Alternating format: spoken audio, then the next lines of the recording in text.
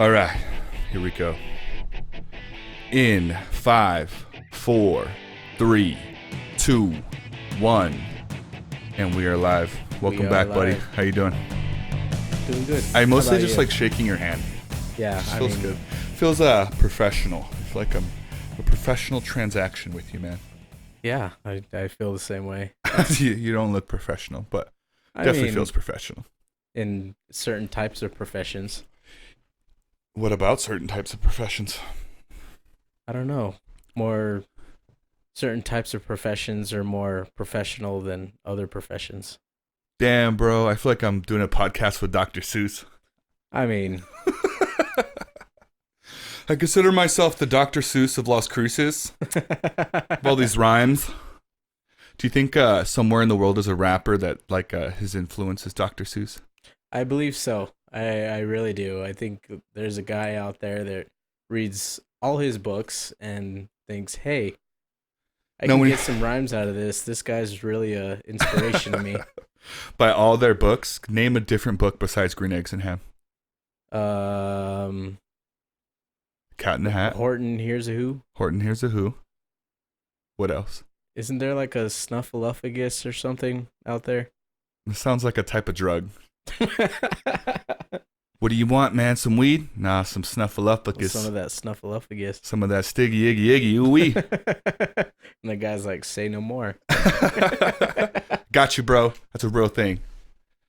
No, man. I'm glad to get you back in here. It's been how long since we did the first one? Like going on 3 weeks now? Yeah. About 3 weeks. Yeah. And then I've been putting out 2 a week, which will go away. I think I mostly just wanted to try out different days. So now my plan is to release just on Tuesdays. So for those of you listening, look out for this one on Tuesday. Or if you're already watching it, it fucking is Tuesday. Damn it, I cussed already. That's one of my goals. So me and you were talking about goals for the podcast, and I was telling you that I want to be able to cuss less. And not because I think that cussing's bad. I think cussing's normal. But I mean, I think cussing is bad for children. Yeah. I mean, I definitely don't want children listening to the podcast. Yeah. But I feel like when I was listening back to the last 2, there was moments where I was like overtly cussing, and I'm like, all right, it doesn't like make sense. Sometimes it makes sense, right? And cussing's meant to cussing makes sense. Cussing does make sense. You don't think so? Yeah, if you say it in the right way. Let's try to do a whole segment about cussing without cussing. That'd be pretty interesting. Here's just a segment though. There's no way I'm making it to the whole podcast. But I do think cussing's important in an instant, like it invokes emotions. Like, damn it, I was going to give you an example, but I'm not allowed to cuss right now. I just think that... Would damn it be considered a cuss No, it's word? cursing. It's cursing. It's not cussing.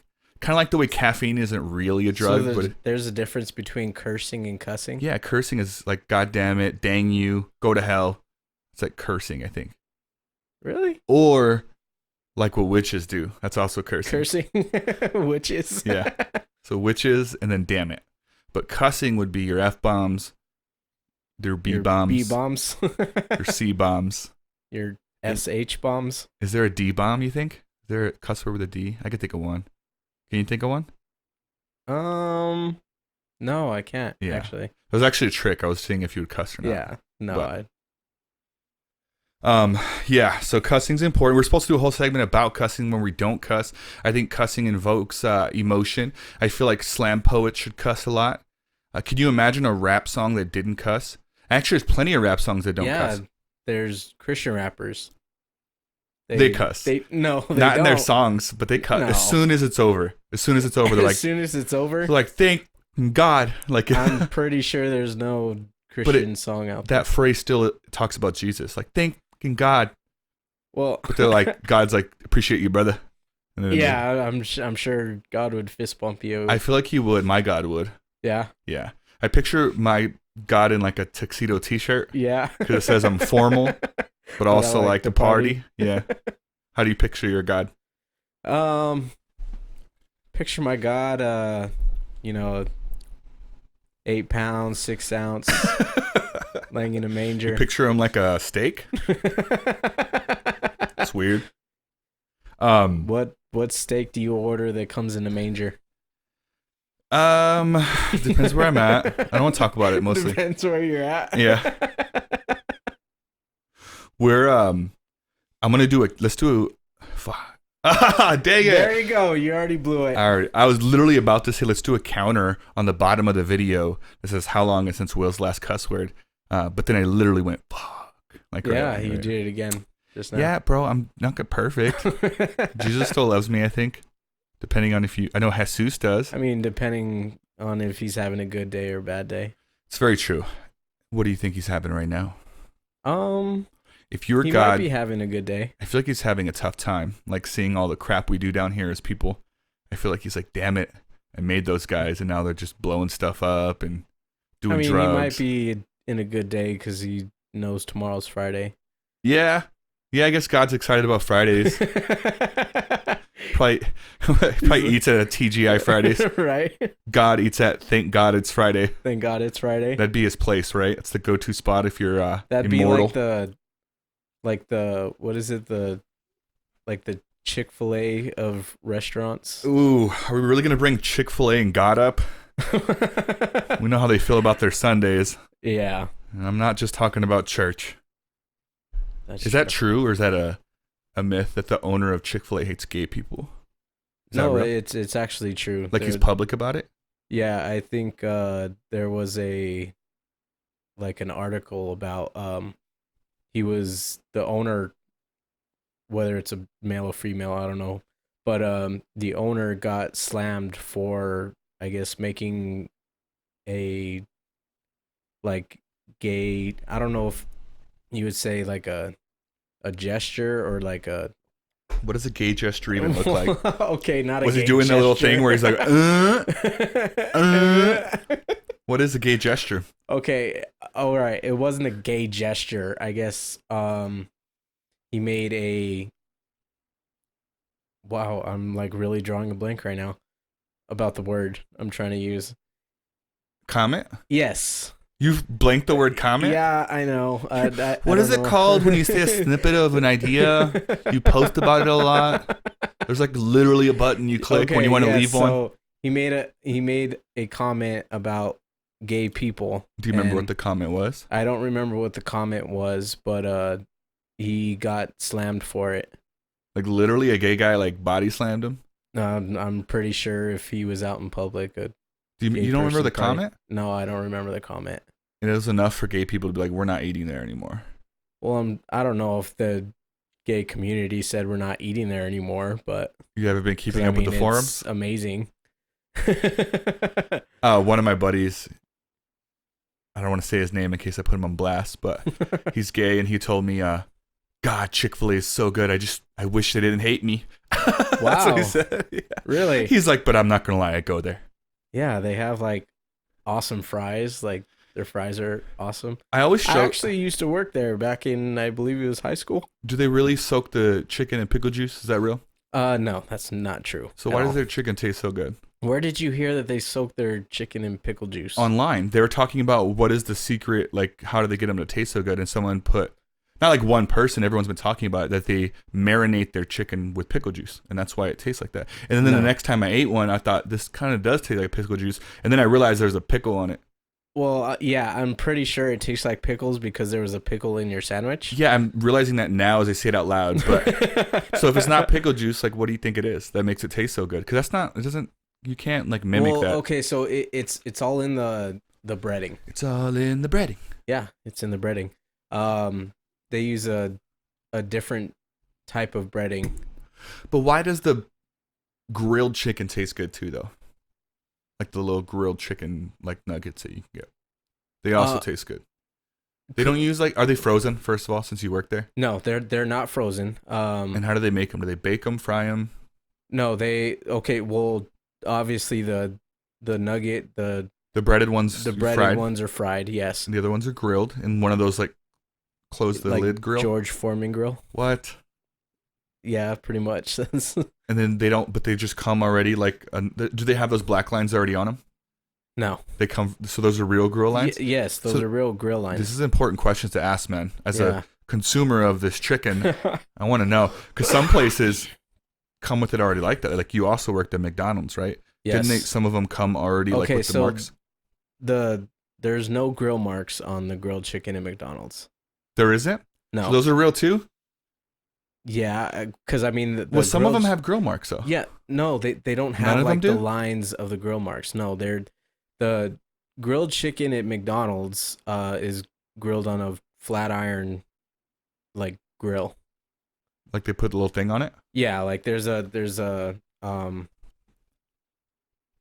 that you push down and it grills the chicken. So now that I think about it, I guess I never looked at it because no one really gets like an actual grilled chicken from McDonald's. But the one from Chick-fil-A is, and then when you is it already defrosted? You said it's not frozen. Yeah, no, so it's not just frozen. Pieces of chicken. Yeah, it gets shipped fresh. And from when I used to work there, prepping all the chickens, they would come in a bag. We would dip them in the it's like the egg wash, and then you would dip them in the breading in the flour and the breading. So that's why I believe that Chick-fil-A's like chicken products are better than everybody else's, because it's not frozen and then you batter it yourself kind of thing. It's made fresh like daily, like as far as like dipping it in the egg wash, the batter. How does McDonald's chicken come? That comes frozen, like even the breaded one, like all of it's frozen and breaded, and then frozen non-breaded. All of it's frozen and breaded. All they do is dip it in fryers. Do you guys defrost it before you cook it, or you cook it frozen and like it defrosts while it cooks? They cook it frozen. Ew. Yeah. All right. So the people listening, they now have two sides of a story. You can go Chick-fil-A or McDonald's. Yeah, all of McDonald's food is like processed. Why is the ice cream machine always fucking broken? Damn it, I cussed again. Shit. From my experience of my 6 years at McDonald's. It's like a career, by the way. So your career at McDonald's is what you're trying to say? Yeah, in my experience in my career. Yeah, I believe I was there like 6 years too long. So you're thinking, should have never got hired. I tried to get fired my first day. I mean, at the time, that was like the only place that would hire me. Yeah. So I had to take it because it was a paycheck. Why was it the only place I could hire you? Because I have a record. Like a winning record? At what sport? More like a losing record, honestly. What McDonald's was like, yes, we accept losers here. So we don't judge. I don't think you're a loser. Let's get that out of the way. But why? I feel like anyone could get a job. Oh, I see what you're saying. Anyone get a job at McDonald's. Yeah. Have you ever seen anyone get turned away? Like their record was just too crazy? As far as record wise, no. What would be a reason someone got turned away from McDonald's? Like how incompetent did someone have to be? Maybe if somebody had like a murder charge on their record. Did you ever interview? Like no, that was not my. Were you ever part of one or like saw one? Did you ever hear a story, I guess is what I'm asking, where someone didn't get the cut? And if you did, like what was that? Like what would be a reason? Because I find it very like it's easy to get a job there, you would think. So if someone didn't, they must have like either dressed weird or did it or said something weird. I mean, I believe the whole like overqualified thing is stupid. Like someone came in with a degree? Yeah, like, oh, I have a law degree and I'm trying to get a job here at McDonald's. Do you think that's ever happened? Oh, well, you're overqualified. Sorry, man. We don't want any lawyers here because of what we do back there. Right? We're not exactly under code right now. Yeah, you know. So we'll just say he's overqualified. Yeah. You can't think of a weird reason why someone didn't get hired? No. No? No, I've honestly never really met somebody that said, "Oh, well, they didn't hire me at McDonald's." What is your weirdest McDonald's story then? What is my weirdest McDonald's story? Like a story, and while you're thinking of it, continue to think about it. Okay. Like something that people. It doesn't have to be about the food because we don't want a lot of people probably eat there. So is there any stories where like people are like, damn, that's what really happens behind the scenes at McDonald's? Do you have any of those?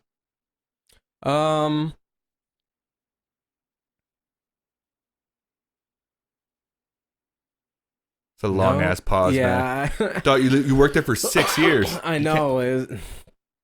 I can think of a million stories from the jobs that we worked. Forget like that I worked there, but yeah. One thing I will say like about McDonald's as far as like things that I've experienced there. Oh, okay. So yes, there is a story that I used to work when I first started. I was working nights. Mm-hmm. And I was working the counter one night, and there was it was probably what? No, it sounded like you were like from Jersey. You're like, I was working the counter. And I thought like the corner of a store, but then I realized you said counter. Yeah, it's like there's a night I was working the counter. But you were not working at a corner. You were working the counter. Yes, I was working the counter, not the corner. And it was probably right before we closed. Like it was around like probably 10 o'clock at night. The store was like completely empty. There was like nobody in there. And then I was looking out in the play area, and I noticed that like they had like this little like purple car, I guess, that was attached to like the play area that the kids play in. It was like moving up and down. I was like, that's weird. I didn't see anybody come in, and there's no like kids or parents here. So I actually went into the play area, and I noticed that there were 2 teenagers in there. And I yelled up to them. I was like, hey, what are you guys doing? You guys need to get out of there. And one of the funniest things is that they both slid down the slide to get out. And was it a guy and a girl? It was a guy and a girl. They both slid down the slide, and they both they buttoned up their pants. Bro. So yeah, so they were obviously they were having sex up in the play area. Oh my God. Yeah. And I told them, I was like, hey, you guys need to get out of here. You guys can't be doing that in here. And what did they say? They were just like, oh, okay. Like, what if he was like, I love her. Fuck you. And like ran out. I'm going to marry her. Come on, Sabrina. We don't need this. Yeah, he's like, I'm trying to seal the deal. You can't just walk out of a drive-in movie. Sandy. But yeah, like I realized that they were having sex up there in the play area, and like I kicked them out right away. You were sure they were teenagers? Yeah, they were. Like high school age. That's so weird, man. Yeah. So honestly, like that's one of the I guess it would say one of the reasons why I encourage parents to not let their kids play in the play areas. Do you really? Did you do that while you were an employee? What do you mean, did I do that while? Excuse me, guy and girl, couple, parents. Don't let your kids play in there because I caught a couple having sex in that car. That's what I meant by that. Oh, no, not while I was an employee. But like later on, you're like, hey, if you ever go to McDonald's, don't let your kids play in there. Yeah. And I feel like that can happen anywhere, though. Like if it wasn't. I mean, it can. Yeah. But like also like in that time, like I've experienced like kids throwing up, kids peeing, actually pooping in the play area. Play place? Yeah, in the play place, and it's just it really grosses me out. I guess it makes sense when you think about it, like when you think about the amount of traffic of people that are in and out of playing in that. Yeah. But I also feel like if you really, really break down germs and stuff like that, or things that have happened, yeah, it gets weird. Like if you really think about stuff like your cell phone, people never clean their cell phones. So when you borrow a friend's phone or something like that, or you move your friend's phone somewhere or whatever, phones are automatically dirty. Yeah. Remote controls are super dirty. No one ever cleans their TV remotes. And so like do you remember, damn it, I'm not that old, but do you remember when going to bars, they used to have the nut bowl? There's like a bowl of like mixed nuts and stuff. Yeah. They got rid of that for that reason, because people started figuring out like, damn, how many drunk idiots go to the restroom, don't wash their hands, and then come out and stick their hand in that bowl. Eat these bowls of trail mix or whatever. And so I feel like that's but I feel like you can get that way about almost anything when you start thinking of the amount of germs that are in the world. Yeah. We did a thing in school, in middle school, where we had like a day where they were like going to teach us how to wash our hands. And I remember they brought these like. Did they teach you to sing your ABCs while you were washing your hands? That was the next day. It was this and then ABCs. Yeah. No, they were like, we're gonna teach you guys how to wash your hands, and to teach you guys, we brought in real germs. That's what they told us, and we're like, what? Did they like bring in homeless people? But when you're a kid, it's messed up, man. When you're a kid, you start believing stuff. So I remember they had like a bucket of powder, it was white powder, and they're like, these are germs, and you're gonna stick your hand in these germs. And then you're going to go to this station and you're going to wash your hands. And then you're going to go to this station and then it's a black light and it's going to show you how much germs you didn't get. Wow. And so I was like, all right, cool. Like I'll just wash my hands pretty goddamn good. And so we all did. It turned into a nightmare, man, because we went to this little germ station. We got all germed up. We went and washed our hands, and then we're just chilling. Germed up. And they wouldn't like do us individually. Like they wouldn't let us like go, and then the next person goes. We all did it. We all like did the germy thing, and then we all washed our hands. And then they brought in these black lights, and then shut off the lights in the room, and the room lit up, bro. Like people had it on their faces. It was all over, and the kids freaked out. Mostly the girls were like, "Oh my god, these are real germs!" Like they started crying. It was a nightmare. And then like the teachers were like, "Calm down, guys. We're gonna get you clean." Like, okay, would germs show up in under a black light? That's what they told us. So it turns out that they weren't real germs. It was like a thing that would show up under a black light to teach us. Germs aren't white. Like, I don't know. Well, I don't know that. Maybe they are. We don't know that. But I remember everyone freaked out, and then like everyone wanted to leave. They wanted to call their moms. It's like right when cell phones came out. Yeah. So everyone's like trying to get their cell phone. I think they took our phones, and so the kids were like, "We want to call our moms. Like, where's our phones?" They were like crying. And then they ended up telling us like, "Hey, it's not real germs. It's just to show you guys that." And like people still freaked out afterwards. Yeah. Yeah. They were like, "We don't believe you. We know these are real germs." And so they ended up like sending letters home to the parents. Like, "We did this germ thing at school today. Like, it's not real germs. Your kids are fine." No, nobody freak out. But I remember thinking after that, I washed my hands a lot. So I guess it worked. Because I remember thinking like, damn, there must be germs on like everything, man. Like if God had a black light, like the world would just on the glow. World. Yeah, we'd glow. We're a dirty ass world. And we live in America, bro. Can you imagine what fucking like Haiti looks like? So would you think that America is, as far as germs wise, would be the dirtiest? No, but I don't think we're the cleanest. Yeah. I think that it's not encouraged in the guy community to wash your hands at a club or a bar, and I don't know why. I'm so used to it that I always have to dry my hands, even if there's no towels. Like to dry them on your pants or something. Yes, like I have to, or wash them. I think I might have said dry the first time, but the amount of people that I witness in the restrooms that don't wash their hands when they leave is crazy, dude. Like it's above and beyond. And I wash my hands pretty much every time, but like I'm human, I'm guaranteed I forgot every now and then. Yeah. But like the amount of people that just don't care. I've even seen people like look around and like they just walk out. Like they, you know what I mean? And I'm like, I fucking saw you do that. Or sometimes they work there and I'm like, I sometimes want to go get them and be like, hey man, like, like, wash your hands. Yes. I don't think I ever have, but I probably should. But so would you think like in a bar that the faucet handle would be like disgusting? Yes. Disgusting. So there's no way to really like avoid all germs, I think. Yeah. But I think you make an effort. That's what it is you make efforts, right? Because in a weird way, germs are kind of good because it builds up an immunity. Someone who grows up super duper clean, they might not have the same immune system when they grow up. Yeah. I attribute my immune system to that. So do you think the more germs you can get, the stronger your that's the moral of the story. Germ it up. No, I'm just saying that there's a certain benefit to it, right? Like when I look back at my childhood, like I definitely wish I would have lived a better life when I was a kid. But I hardly ever get sick, minus last week when I got sick. Yeah. But other than that, I never get sick and my immune system's really good. And I think it's because I grew up like playing in dirt. I grew up very dirty. It was not clean at all. We didn't always have hot water.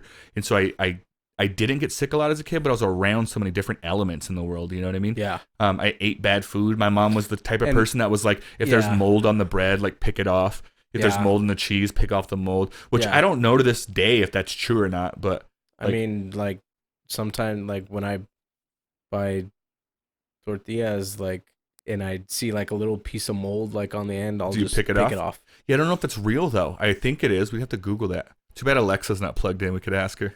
Yeah, she's not chilling with us tonight. Yeah, but either way, I think that the goal is to be somewhat clean, and that's it. Because you don't want other people's germs on your stuff. But I mean, at the end of the day, like if you really think about it, like it might, like you would probably have a panic attack if you really started breaking down like how many germs there are and different things like that. Like I think I'd freak out, man. I'm not about that life. Yeah, because I mean, like, I think like times like today are definitely different with kids than when we grew up. Like you were mentioning, like, you know, playing out in the dirt, like, you know, playing outside, getting dirty. Like, I believe that, like, parents nowadays have kind of, like, lost sight of that, I guess, if that'd be the right... Like, of letting their kids play in the dirt? Is that what you're saying? Of, like, you know, just getting dirty. Do you mean, like, because of technology? Like, well, not just because of technology, but... Isn't that partially true, though? Kids don't play outside as much because there's more... Well, yeah, I mean, I would agree with that, you know, technology is advanced now and more kids are, like, addicted to technology, phones, tablets, TVs, video games, like I said, like, they've, you know, growing up, like, we played outside in the street, like, we played, like you said, in the dirt, got dirty, like, I feel like parents are a little too, I guess, paranoid. Like they're always wanting their kids to stay clean all the time. Like even getting like a little bit dirty, like they kind of freak out a little bit. And yeah, I don't know because I'm not a parent. Is that how you are with your kids? Yeah, I mean, I believe like letting the kids play out in the backyard, like with the dogs, like, you know, getting dirty and stuff, like it's good for them. Like, would you let your kids take off without knowing where they're going? Like obviously without them knowing where they're going? Without you knowing. They're gonna I mean, hopefully they know. They're like, I'm just gonna walk into that street. It looks pretty cool. No, I meant like, and obviously maybe not now because they're young. How old's Elijah? He's 9.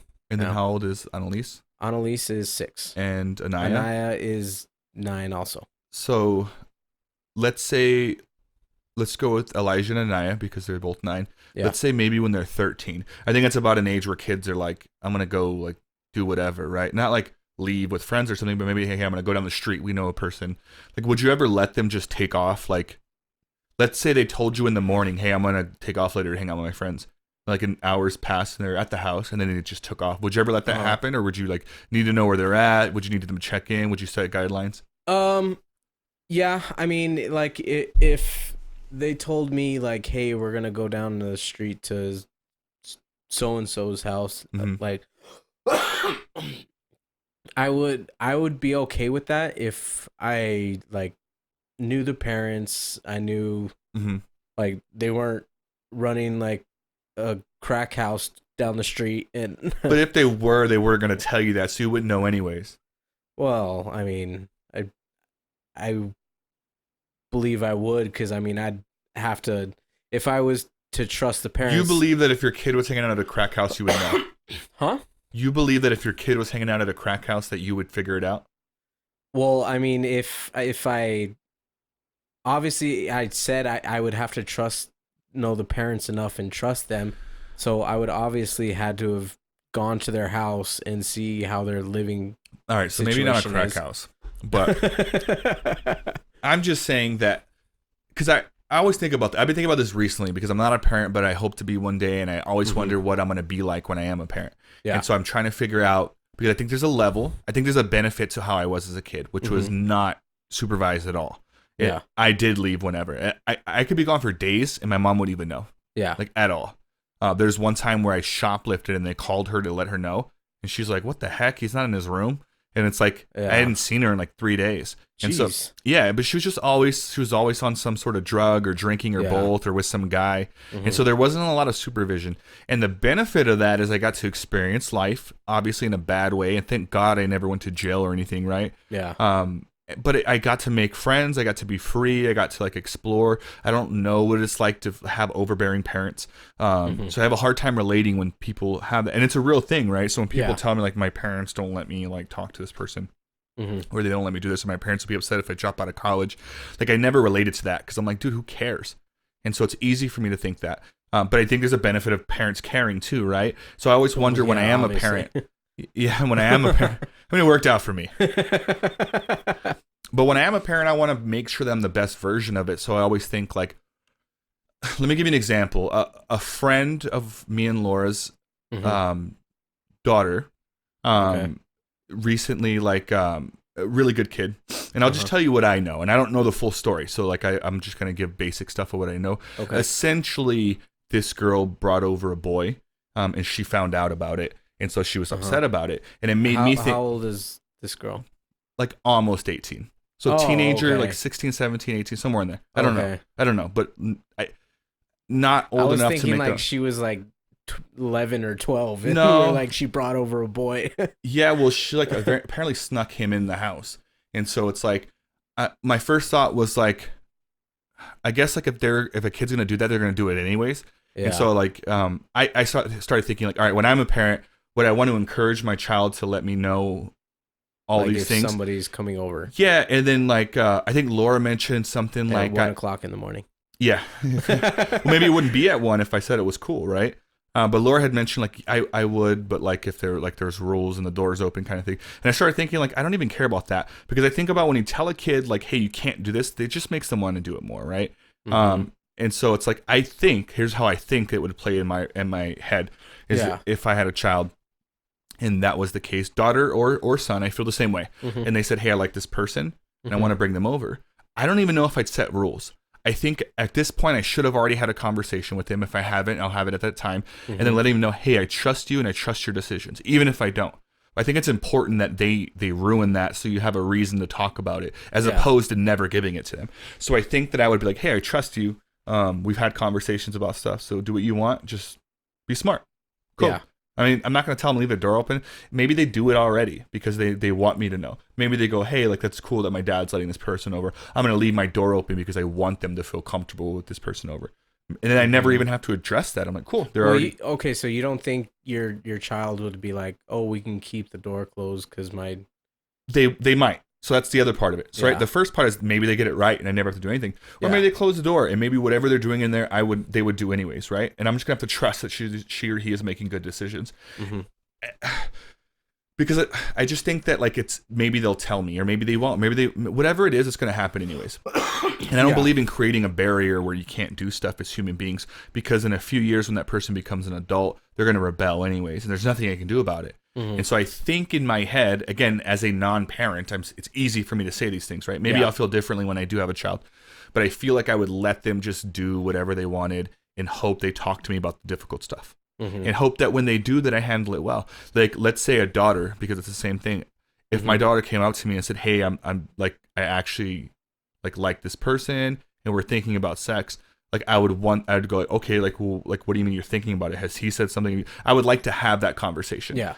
And then instead of like them trying to figure it out on their own, you know what I mean? I'm not saying it'll be a comfortable conversation. I'm not even saying I want to have it, but I want what you want is your children to feel comfortable talking to you about like anything. Basically. Because if I have an issue with it, that says more about me, and that's something I need to work on. It doesn't have if they feel comfortable enough to tell me, and I'm not cool talking about it, then I need to grow as a human being. And so it's like I that's important, right? It's not their fault. They want to talk about it. I should be able to listen to it. Yeah, because I mean, me as a parent, like, I feel like, you know, I do want to have the right type of discipline, with my kids, you know, setting rules, like, circumstances, you know, when they do something wrong, you know, that they understand there's consequences to it.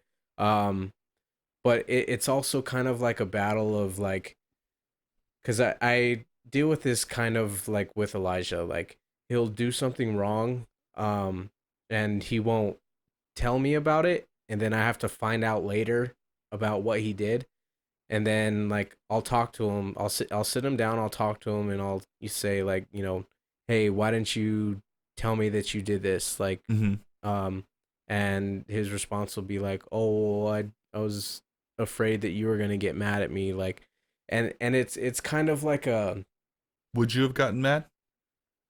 I mean, like, does he have a reason for saying that? Yeah, I mean, I have gotten mad at him for certain stuff. Mm-hmm. It just depends on the situation. But it, like I said, it's kind of that, like, you do want to set rules and consequences for actions, for the right situations, but you also don't want your kids to be afraid to tell you that they messed up because they're afraid of getting in trouble.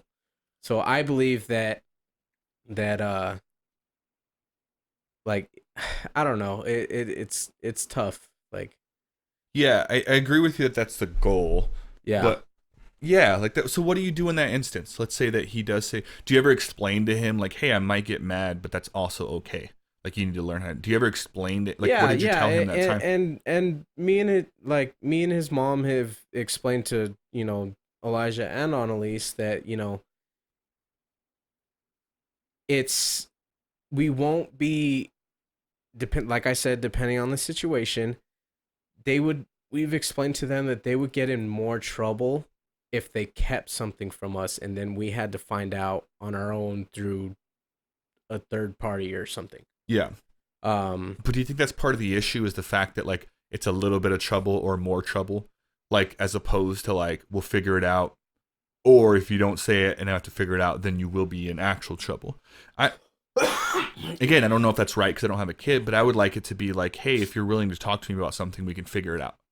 You know what I mean? Yeah, and maybe you don't get in trouble. Maybe we just talk about it. Yeah, we've explained that to both of them, that, like, if it's like something minor, and they still have that fear, like they didn't tell us because they were afraid of getting in trouble, like, we've explained to them that, this isn't something major. Like, you wouldn't have gotten in trouble for it if you would have just came and told us right away what had happened. Yeah.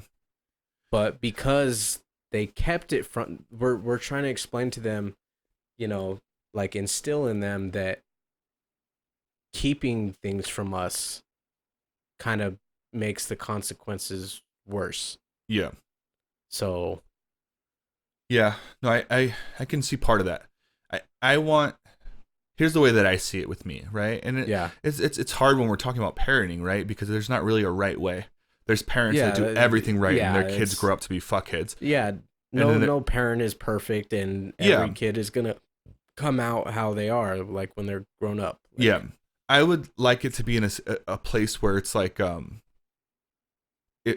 would want my children to learn kindness, and I would want them to learn that there's a path to redemption. Mm-hmm. And if you come, I would want them to learn how to apologize, because I feel like no one taught me that when I was a kid. My grandma used to make me, when I got in trouble, she would go, you sit right there and you're not allowed to move from that spot until you apologize. And I would not ever move. Like, I would get mad. Would just sit there. Well, and I remember thinking, like, what does she want from me? Like, what do you want from me? Like, you know what I mean? Like, I did something stupid. You know that.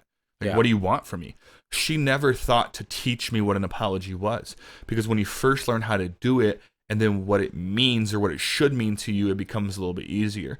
So I had to literally teach myself as an adult what a real apology was. And so I would never apologize. I think she'd end up spanking me after like 6 hours of sitting there and like, just go to bed. And so I repeated the cycle. I knew that was it. The next time I got in trouble, I would just sit there forever. She'd eventually spank me and I could go to bed. Yeah. And so it's like, she should have taken the time to go like, hey, an apology, like, or explain it to me. Like, hey, do you know what you did was bad? Yes, I do. Do you think that you'll do it again? I might. Okay. If you do it again, this is how it could affect people. Are you okay with that? Yeah. No, I don't want to do that. Okay. So the apology says, hey, I know that I did this thing. And I want to move on from it. I want to take responsibility for it. Yeah. I want to take these efforts to make sure it doesn't happen again. And I hope that you can forgive me for that. And the other person has the right to accept or decline your apology. Yeah. But regardless of that, you still move on from it. And that's what an apology is, and you mean it. And you do, and by meaning an apology, you do your best to not repeat that same mistake again. Exactly. And I think that no one taught me that. And so as an adult, for the wrong reasons... Like, you can't just apologize just, like, to say it, just to make, like, everybody else Well, happy. I think at first they should have taught me just how to say it, right? I think that's where you start. But yeah, eventually teaching me how to mean it. But I didn't know either one. And so it's like, I think that's something I'll take when I have kids. I want them to know how to apologize, and I want them to know that it's okay to make mistakes. And that's what the apology is for. Yeah, exactly. The apology is not to say, I'm evil or I'm bad. I did a bad thing. The apology is to say, what I did wasn't what I was intending to do, or maybe it was. And I've now reflected, and I no longer feel that way. So I want to let you know that I'm sorry. It's trying to, make kids understand what they did wrong. Yeah. And, and take responsibility for it and know what it feels like to have that burden of like, dang it, like I can't do that again. And if I do, I'm going to have to apologize again. And it makes my first apology not mean that much. You know what I mean? So I don't want to do that. And it holds you accountable for the actions that you have. Yeah. And I think that's important. The other part, since we're talking about apologies and not just with parenting, here's my theory on apologies, because I feel like apologies are misunderstood. I think there's this weird thing where people think if you apologize, you have to accept it. And that's just not true. And I think that people think that it's the right thing to do. Have you ever seen either a parent or a person like, dude, you should forgive them, they apologized? And it's like, no, they don't have to. They did the right thing. Yeah, I mean, it also it depends on the situation of what happened. And it's up to that person, even if it's silly. That's the whole point of apology. Apologies aren't you didn't earn the right to be forgiven. You asked for it. Asking for something means there's an option to say no. And it doesn't literally mean sometimes they don't literally go, no, I don't accept your apology. Sometimes they do that. Yeah. But sometimes they just go, cool, man. Thanks. That's it. And that's fine. And if they never forgive you, then that's their thing. I mean, you've talked about this, about stuff. It's like asking genuinely for forgiveness is also understanding that you may not get it. And maybe you have to earn it. Maybe you have to go a year or two with showing that you're not the same person anymore before that person finally goes, hey, I want to hang out. Maybe they never verbally accept it, but they accept you back in their life again, maybe, and you guys now have a relationship again. It was their version of accepting it. But you can't be mad at someone who doesn't accept your apology. Yeah. And I'll tell you exactly where this comes from for me. I struggle a lot with forgiveness with my mom. And I can honestly say she's never really asked for forgiveness. Not really. This is a real apology when I'm talking about that. She has said I'm sorry, sweetie, I never meant to do that. I'm gonna make it better. Which on paper sounds like a real apology, but she never makes it better. She always does it again. And so it's I have an issue accepting her apology, but I think that she feels well, I apologize because I don't answer her calls pretty much. I haven't talked to her in at least 2 years. She calls every week, usually drunk, leaves me a voicemail, same exact voicemail. Sweetie, it's your mom. It's Carol. I don't know her goddamn name. I just want to say I love you and I miss you and I'm sorry for everything I did. Call me, sweetie. Bye. And it's the same thing minus a few words every now and then. Yeah. And she calls every week, and I haven't talked to her in 2 years, and she keeps doing it. And when I tell that story to people typically go well, dude, she apologized. You should call her. I mean, is it a real apology though? It isn't. And maybe sometimes this gets deeper. I think sometimes people deserve forgiveness even though they haven't earned it. I'm not that good of a person yet where I can do that. I hope to be one day, but I think that I hate when people tell me dude, you should just forgive her because she said that. No, she hasn't earned it, man. Plus, even if she has earned it, forgiveness has to come at everybody's different as far as forgiveness goes. It always takes every single person on this planet either longer or shorter to forgive somebody. It's easy for somebody on the outside to say, oh, you should just forgive them. Yeah, and I think it comes from a good place. I don't ever get mad at people. Yeah, no, yeah, definitely. But when it happens a bunch, I eventually, in my head, I'm Jesus Christ, should I? And I think I've done that in the past where I've you know what, I'm going to try it. And then she hurts me again, and I'm you know what, I can't. And I've gone through a lot of that, with my dad. I have a past with my dad, and, I had a lot of built up anger towards him, for a long time, for years. And I ended up just being able to forgive him for, what he did, when I was younger. And it was more for me than him. That's how I saw that's how I see forgiveness. It's for you. It's not for the other person. It's able to, not the whole forgive and forget type of deal. But it's just releasing yourself from that hatred or anger. I was gonna combine hatred and anger together as hanger. Yeah. But yeah. So like I said, I ended up forgiving my dad, and like I said, it's not a forgive and forget type of deal. Like I'll always remember like what happened. Yeah. But it doesn't mean that I had just because like I forgave my dad, like I have to let him in my life, like because I haven't talked to my dad also in like 2 years. Yeah. I hadn't talked to him for since high school up until I'd probably say like 4 years ago. I kind of like reached out to him, to possibly try and have a relationship with him. But I realized that when I talk to him, like I would talk to him like a few times a year. Mm-hmm. But I realized after like having those few like conversations with him that he was still in his same mindset that I didn't do anything wrong. So when you mean he feels that he didn't do anything yeah, wrong. he feels that he didn't do anything wrong. So there wasn't even like an apology on his end. Like Ever, because he has that mindset I didn't do anything wrong.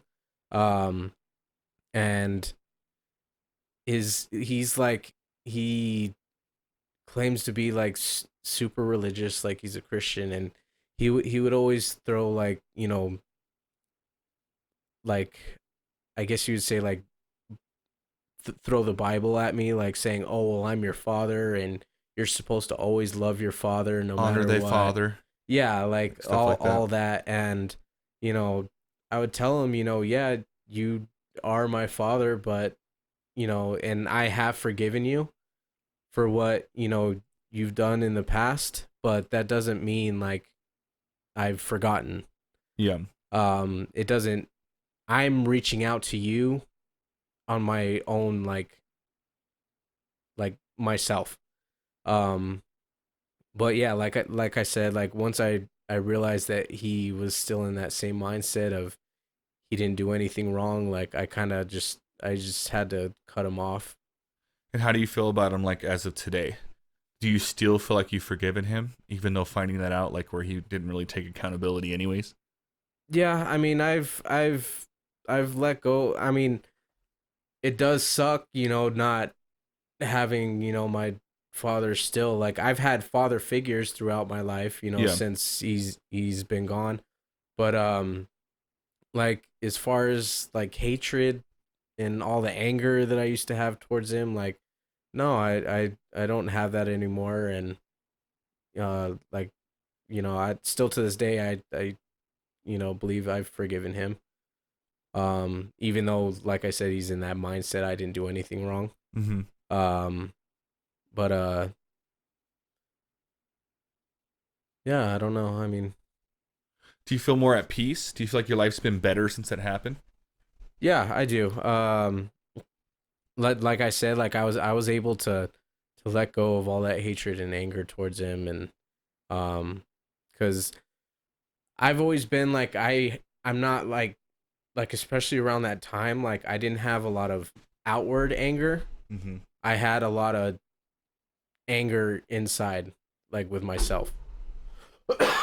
um, and since I've forgiven him, and I tried reaching out to him, but it didn't work out like I kind of hoped. But I just moved on from that, and I'm just trying to live my life, I guess, just as happy as I can be. Yeah.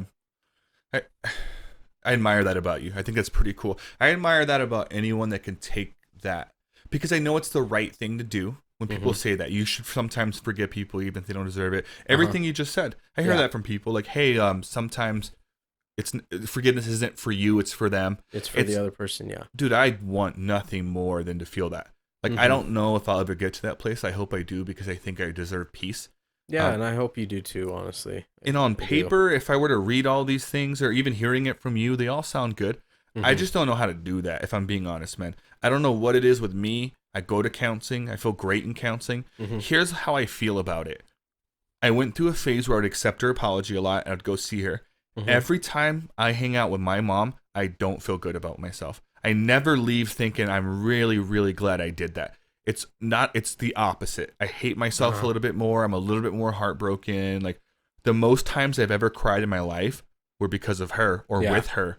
And so it's like, and then I stopped. So it's like every time like you would leave, you'd feel like, why do I keep doing this? Sometimes while I'm still there. And I'm like, what am I even doing here? And then the weird part is sometimes I feel that and I still stay there for like 2 or 3 hours. Yeah. Like, I've spent hours with my mom, and at the end of it, like, felt worse about myself. I get depressed. I come home. I get snappy at people. Like, I feel like I take the feelings maybe that I felt towards her out on other people. Yeah. And so it's just, I don't feel like I'm in a good place. And then since those couple years ago where I stopped talking to her, my life got better. And that's the only reason why I keep doing it and it genuinely did. I think when people hear this story, or maybe even you right now, when you're hearing it, people always think it's going to come back to haunt you, or you're just bottling it up. I don't feel that way. I'm talking about it right now with you. Yeah. And so it's like, I don't feel like it's bottled, but I do know that my life is better. I do know I'm happier. And I do know that, like, yes, I'm sad in moments. I get sad when I listen to that voicemail every time. Yeah. But I get happier more often not being in her life or allowing her to be in mine than I do when she is.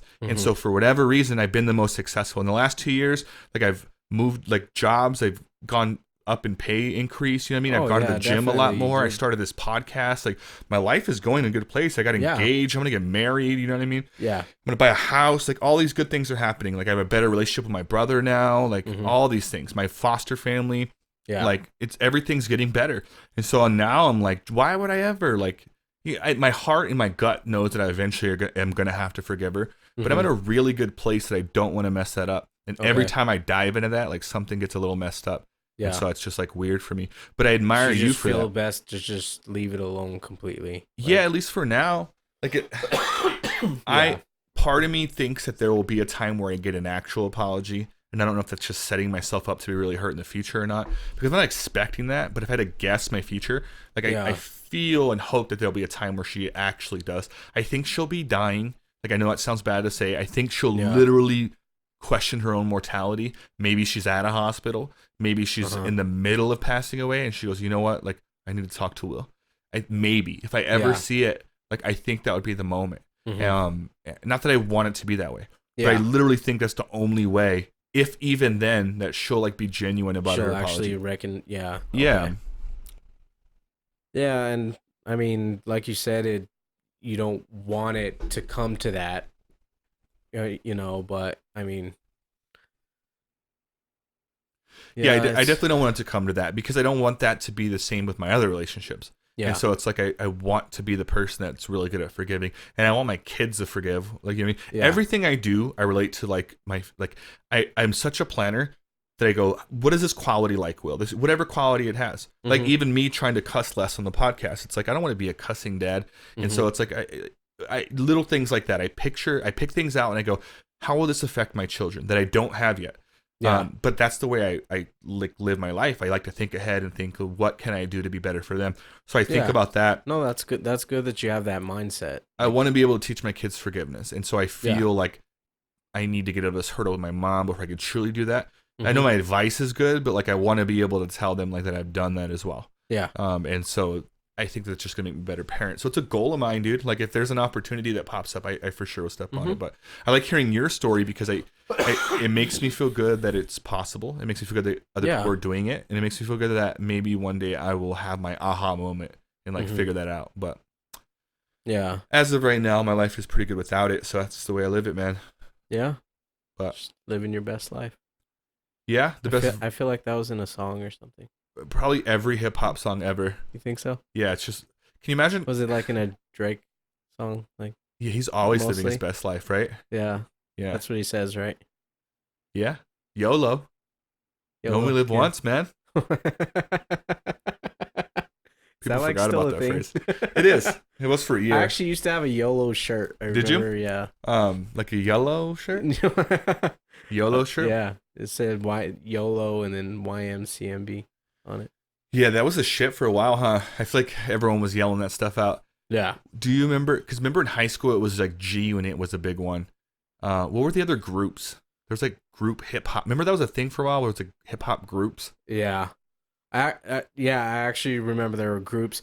And I actually remember that when I was in high school, excuse me, that I had heard because I used to go to Picacho Middle School, that I actually heard, like I said, when I was in high school, that because remember when schools wouldn't let you like wear certain color like jerseys or something because they considered it gang related, like Raiders shirts. Yeah, you couldn't wear Raiders. Fat laces. Remember, you couldn't wear fat laces. At Picacho, you couldn't wear like Bulls jerseys. I remember the Bulls jersey one. They just like deemed weird things like gangster.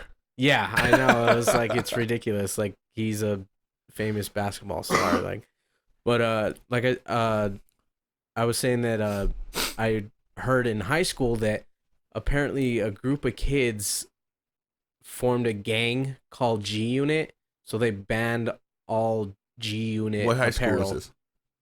Well, it was when I went to Mayfield. That I was at Mayfield that this gang was at? No. No, I was saying that when I was in high school, I heard that a gang at Picacho Middle School. Got you. So the gang was at Picacho. The gang was at Picacho Middle School, and that Picacho had banned all G Unit apparel because it was gang affiliated. We had G Unit on the sides of our sweaters on the basketball team at Zia because our coach was Coach David. I was about to say David Guerra. Wow. David Guerra was our middle school basketball coach. His last name was Guerra, and I forgot his first name, but G Unit was Guerra Unit. And that was like our little thing. Which now that I think about it, it means like crazy girl, right? Like ghetto, Guerra.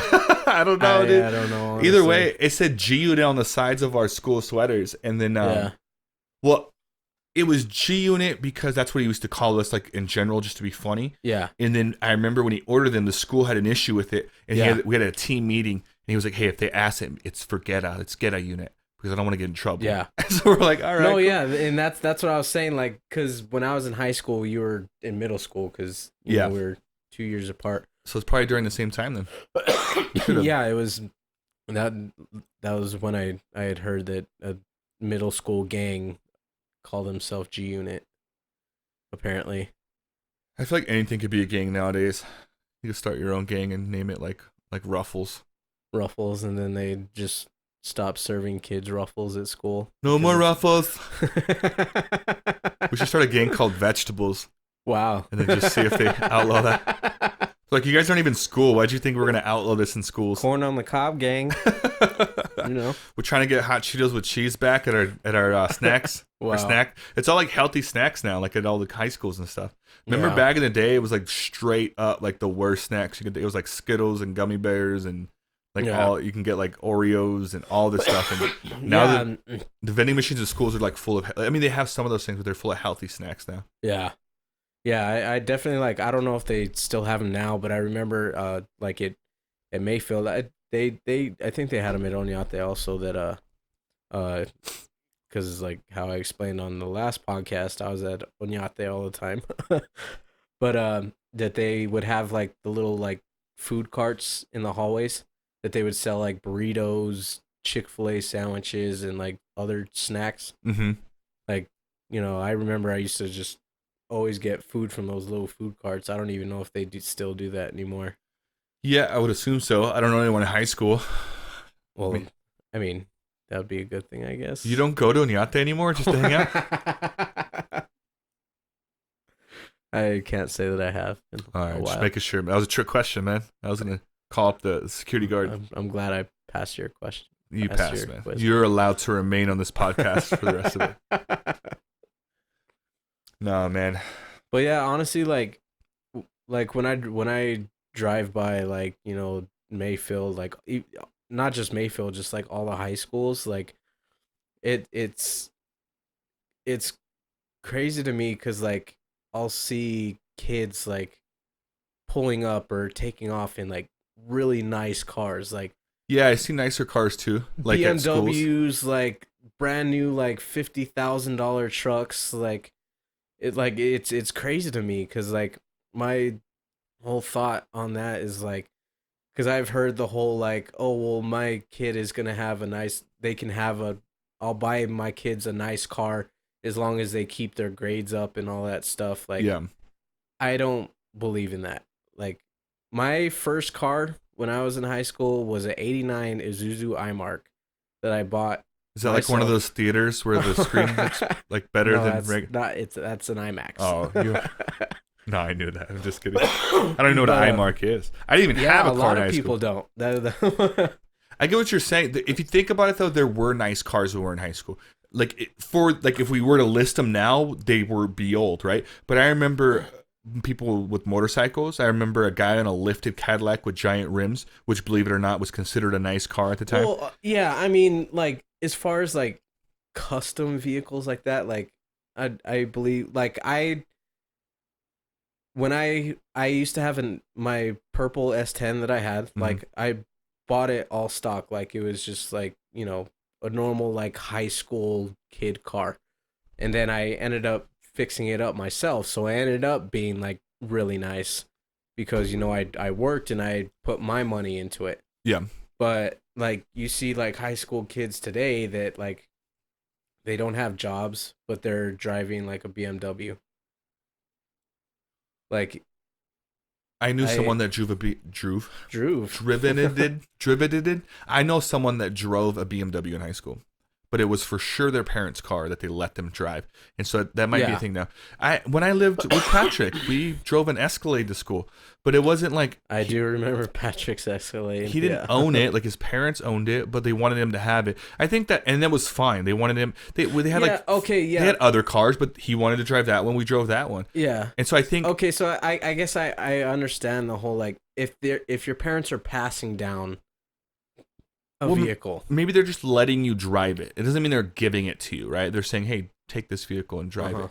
I get what you're saying, but does it really matter? I guess maybe the biggest thing is that maybe it makes you a target. Like, but I don't remember people getting their cars robbed either. Like my whole thing is like if you're buying your kid like a new car or something like that in high school when they don't have a job, like they're not paying for it. Like my whole thing is teaching my kids like responsibilities. Like, they made us get a job that year, by the way. So I see what you're saying, but real quick on that story because I don't want it to go by. We when I lived with Marty and Priscilla, they made us get a job that summer. I'll never forget that. Yeah, because I don't remember the full story behind it, but every year they took us school shopping, right? And so they were known for spending money on us, right? Just to give you a backstory on that, not a lot of the foster parents, and I won't call any of the other ones out, in New Mexico and probably other places, spend the money they get on the kids. They get money for the kids, right? Yeah. And they don't always spend it on the kids because I've lived in 16 or 17 different foster homes in my life. Yeah. And a lot of times you don't get anything because you're just going to leave in a little bit.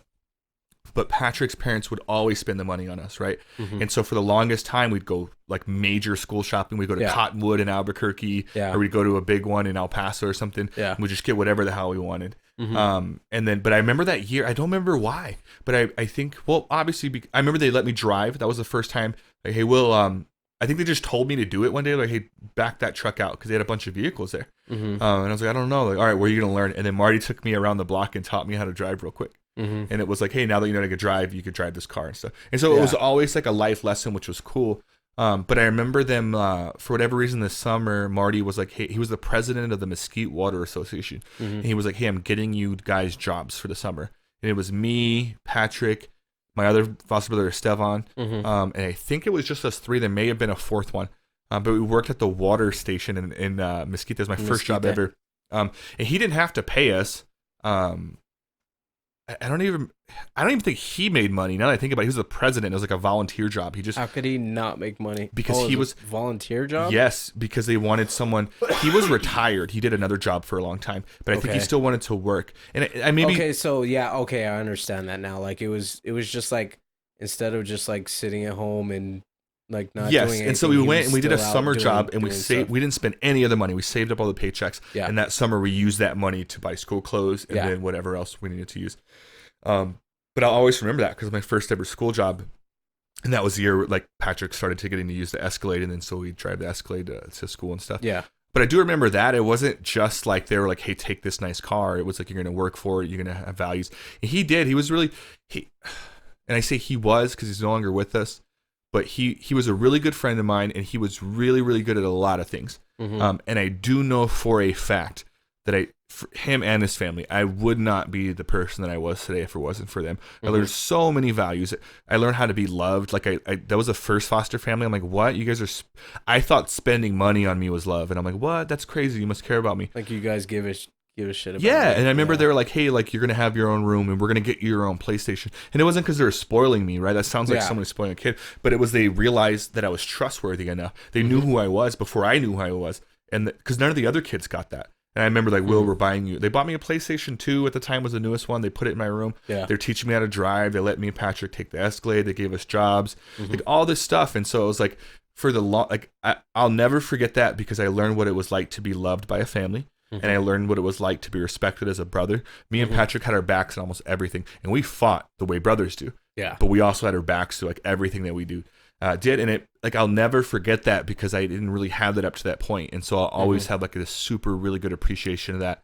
And just like to this day when I see them, I run into them or sometimes I'll go visit them. It brings me back to this warm place where I'm like, man, like this is. Yeah, because I mean they showed you like you said, how a family is actually supposed to be, like how like you said, the loving, the caring, the nurturing, like. But it wasn't just that though. Like they were like you never got any of that. Yes, I never got either one. And so my idea would be like in my head when I grew up in this abusive home, I'm like, one day I'm gonna get a family and they're just gonna drive me to the mall and buy me nice things. And it wasn't like that at all. Like, you know what I mean? And it was like, so it wasn't just like the good parts of it. Like I remember at one point, they're Hispanic for everyone that doesn't know. And they would at one point only cook Mexican food. And so I never ate Mexican food. And so I was like, I'm not eating this. Like I'll tell them. And they're like, why not? I'm like, it's just like, I don't like it. And then they're like, well, this is what we make here. So you're going to eat this. And I'm like, well, I'm not going to eat. And then I went to like the board or like, I don't even know what to call it, but the foster company, we would go there for like meetings monthly and you would check in. I was like, did you go up to like a blackboard or a whiteboard? No, like a board of people. It was like a therapist. It was like a director, a coordinator, stuff like that. And they're like, how do you like it? And I'm like, they don't like feed me. Like, wow. And they're like, do they feed you? I'm like, well, yeah, it's just like things I don't like. And again, I might be misrecalling these facts, but I think they ended up telling them like, will you just get Will food that like he enjoys? And I think they might have been like, yeah, fine. And then we got home and they're like, we're not getting you food. Like you're going to eat the Mexican food, dude. And I'm like, I'm not doing it. And then like, I think I went for a while where I ate just cereal and ramen because they had it there. And then eventually I'm like, I can't eat this stuff anymore. And Priscilla was like, she was really nice about it. And I remember the full conversation. And Patrick was like, dude, just eat the food. Like, this is like my favorite food in the world. Yeah. I was like, I'm not eating it. And then Priscilla's like, we're going to Chopez, the restaurant in Mesquite. And she's Mesilla. Well, is it in Mesquite? It's in Mesquite, technically. Actually, it's not even in Mesquite. I think it's like in Vado or one of those small cities. I was thinking of Palacios. Chambarino, maybe. Yeah, you think of Palacios. This one out there. And then she's like, we're going there. We're ordering food for you guys. What do you want? And I was like, I don't even know what to order. She's like, all right, we're getting you a gordita plate. And based like that, white people usually like that shit. Like, I'm like, all right, cool. And so like they went there and brought it back, and I'm like, you didn't even like tacos, like.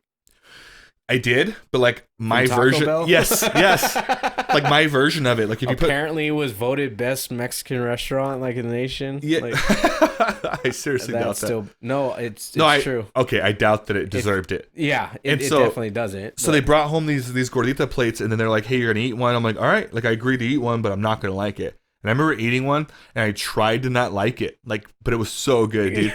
You couldn't. And I'm like, see, I told you. Like, I told you it's not that good. Like, I'll have another bite, so you like don't think that I didn't try.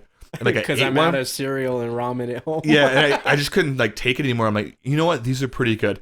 And then so I ate the other three, And then for like 6 months, I would only eat gorditas. Wow. And then they're like, now we have another problem. Like, we're not always need to eat something else. We're not always gonna make this or order this for you. And then so they're like, this time try this and try this. And then Priscilla would make chicken tacos and stuff different ways. And then now it's like my favorite food in the world. If I could only eat one type of food. Well, if you're not gonna make it, we can go to Chope's and they can make it. I was just so stubborn, man. But it's like that's the perfect like recollection of like what a good parent should do is buy you Mexican food. No, I'm just kidding. No, but they like not only do they supply the things that I needed for everyday functions, they saw something and they're like, all right, we're not gonna have this kid in our house that's like being a brat and wants to eat whatever he wants. He's gonna be culturally diverse. He's gonna understand these things, and he's gonna eat the food because he's not in a place to pick what he wants. Like this is what we have. And so they taught me so many lessons. It's just one of many, and I could go through all of them, and it'd be like a million-year podcast. Yeah. But like it's those things, and so I look back at that, and I always think like I remember what that was like, and so I think that's part of the reason why I have a hard time forgiving my biological mom is because I know what a really good mom looks like, and not just from her. I mean, she set the standard really high, and there's other people in my life that have done the same, and so it's like. I remember those things. I completely value them, and I know what it's like to have a brother, and so that's why I look for that in a friend. That's why like I hold you to that standard. I can't just have a surface level friend. Like you're in all the way in, or you're not in at all. Yeah. Because I know what it's like, and I have a standard of what a really good brother should be like, and what a really good parent should be like, and so like I'll never know how to repay him for that, but I'll always be thankful for that, man. Yeah. Yeah. So let me ask you this: how old were you when you ate your first piece of fried chicken? I don't know because I'm from Louisiana, so it's probably pretty young. At Popeyes, probably. But I eat chicken. Why? What's your? I don't know. I was just thinking of it, like culturally diverse type of deal. Oh, like... chicken is not. What culture does chicken belong to? I mean, it's famous in the African American culture, like Louisiana. Yeah, I ate that shit. That's true. Yeah, I like all kinds of foods now except for seafood, which is from Louisiana, which actually still pisses me off. Like, I try to eat seafood because I know seafood's good for you. At least some of it is. Yeah, I remember when we used to live together, and I made like crab legs or something at the house. You made lobster and crabs a lot. Yeah, I made that, and I remember you coming home from work.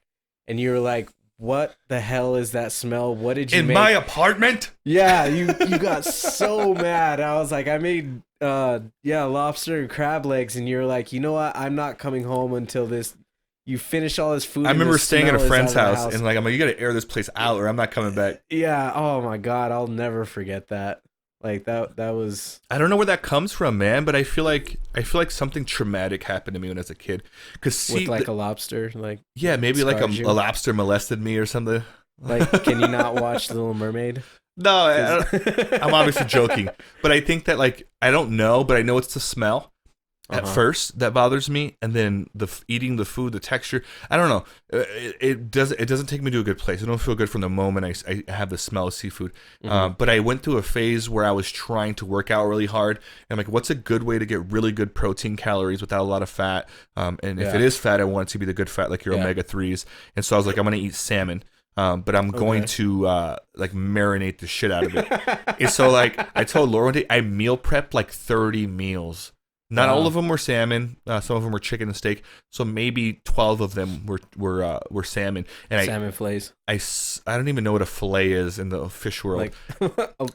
They were prepackaged. I cut them open and I soaked like 12 of them in a bucket full of lime juice, lemon juice, all this stuff. I let them soak there for like 6 hours. Jeez. Came home, baked them, poured more lemon pepper on top of it. And then like put it away and froze it. And then I would go chicken. My plan was to be chicken, steak, fish, chicken, steak, fish. So the first one obviously was chicken. And then when I would, as soon as I would eat that one, I would pull a steak out of the freezer. So I remember the first time it was time to eat the fish, it was so gross. I was gagging and like I thought I was going to throw up. It took me like 2 hours. I couldn't finish it. And I'm like, so you're like a little kid that didn't want to eat. But I tried. The difference between me and a kid is I actually put in a lot of effort here. But I just couldn't do it, man. And I think I got through 3 different ones of forcing myself. And it got to the point where I would just skip that meal. Like I was hiding from my own meal. So is salmon like the only seafood that you've ever eaten? No, I've eaten seafood as a child. But that was the one I retried recently, and I hated it. Yeah. And everyone says this. Well, like, that's what I mean. You haven't had my seafood. I could flavor it where it doesn't taste like seafood. And I'm like, if you can flavor seafood and not taste like seafood, then maybe I should just eat not seafood. Like the whole point is I need to enjoy the flavor of seafood, or I'm never like, you know what I mean? It's like someone said I can make you a steak, but it tastes like pudding. I'm like, why don't I just eat pudding? You know what I mean? Like, it's just so silly. And so like I don't like. That's how I feel about it, but I just couldn't eat it, man. So I just stopped meal prepping it, and I started taking fish oil instead. Fish oil because it has the omega-3s I need in it. Yeah. I don't have to taste it; it's in a capsule. But I don't know what it is, man. That's my theory. Is when I was a kid, I think someone traumatized you. Yeah, they tried to come at me with a lobster or something. They try to stab you with a crab leg. Or something. Yeah, like a tuna skeleton or something. A tuna skeleton. That's a thing, right? They have skeletons. I mean, I know tuna has skeletons, but as a skeleton, but. Were you a picky eater when you were a kid? No, I don't think I was. No. I mean, there was like some things that I didn't like, but it was like what?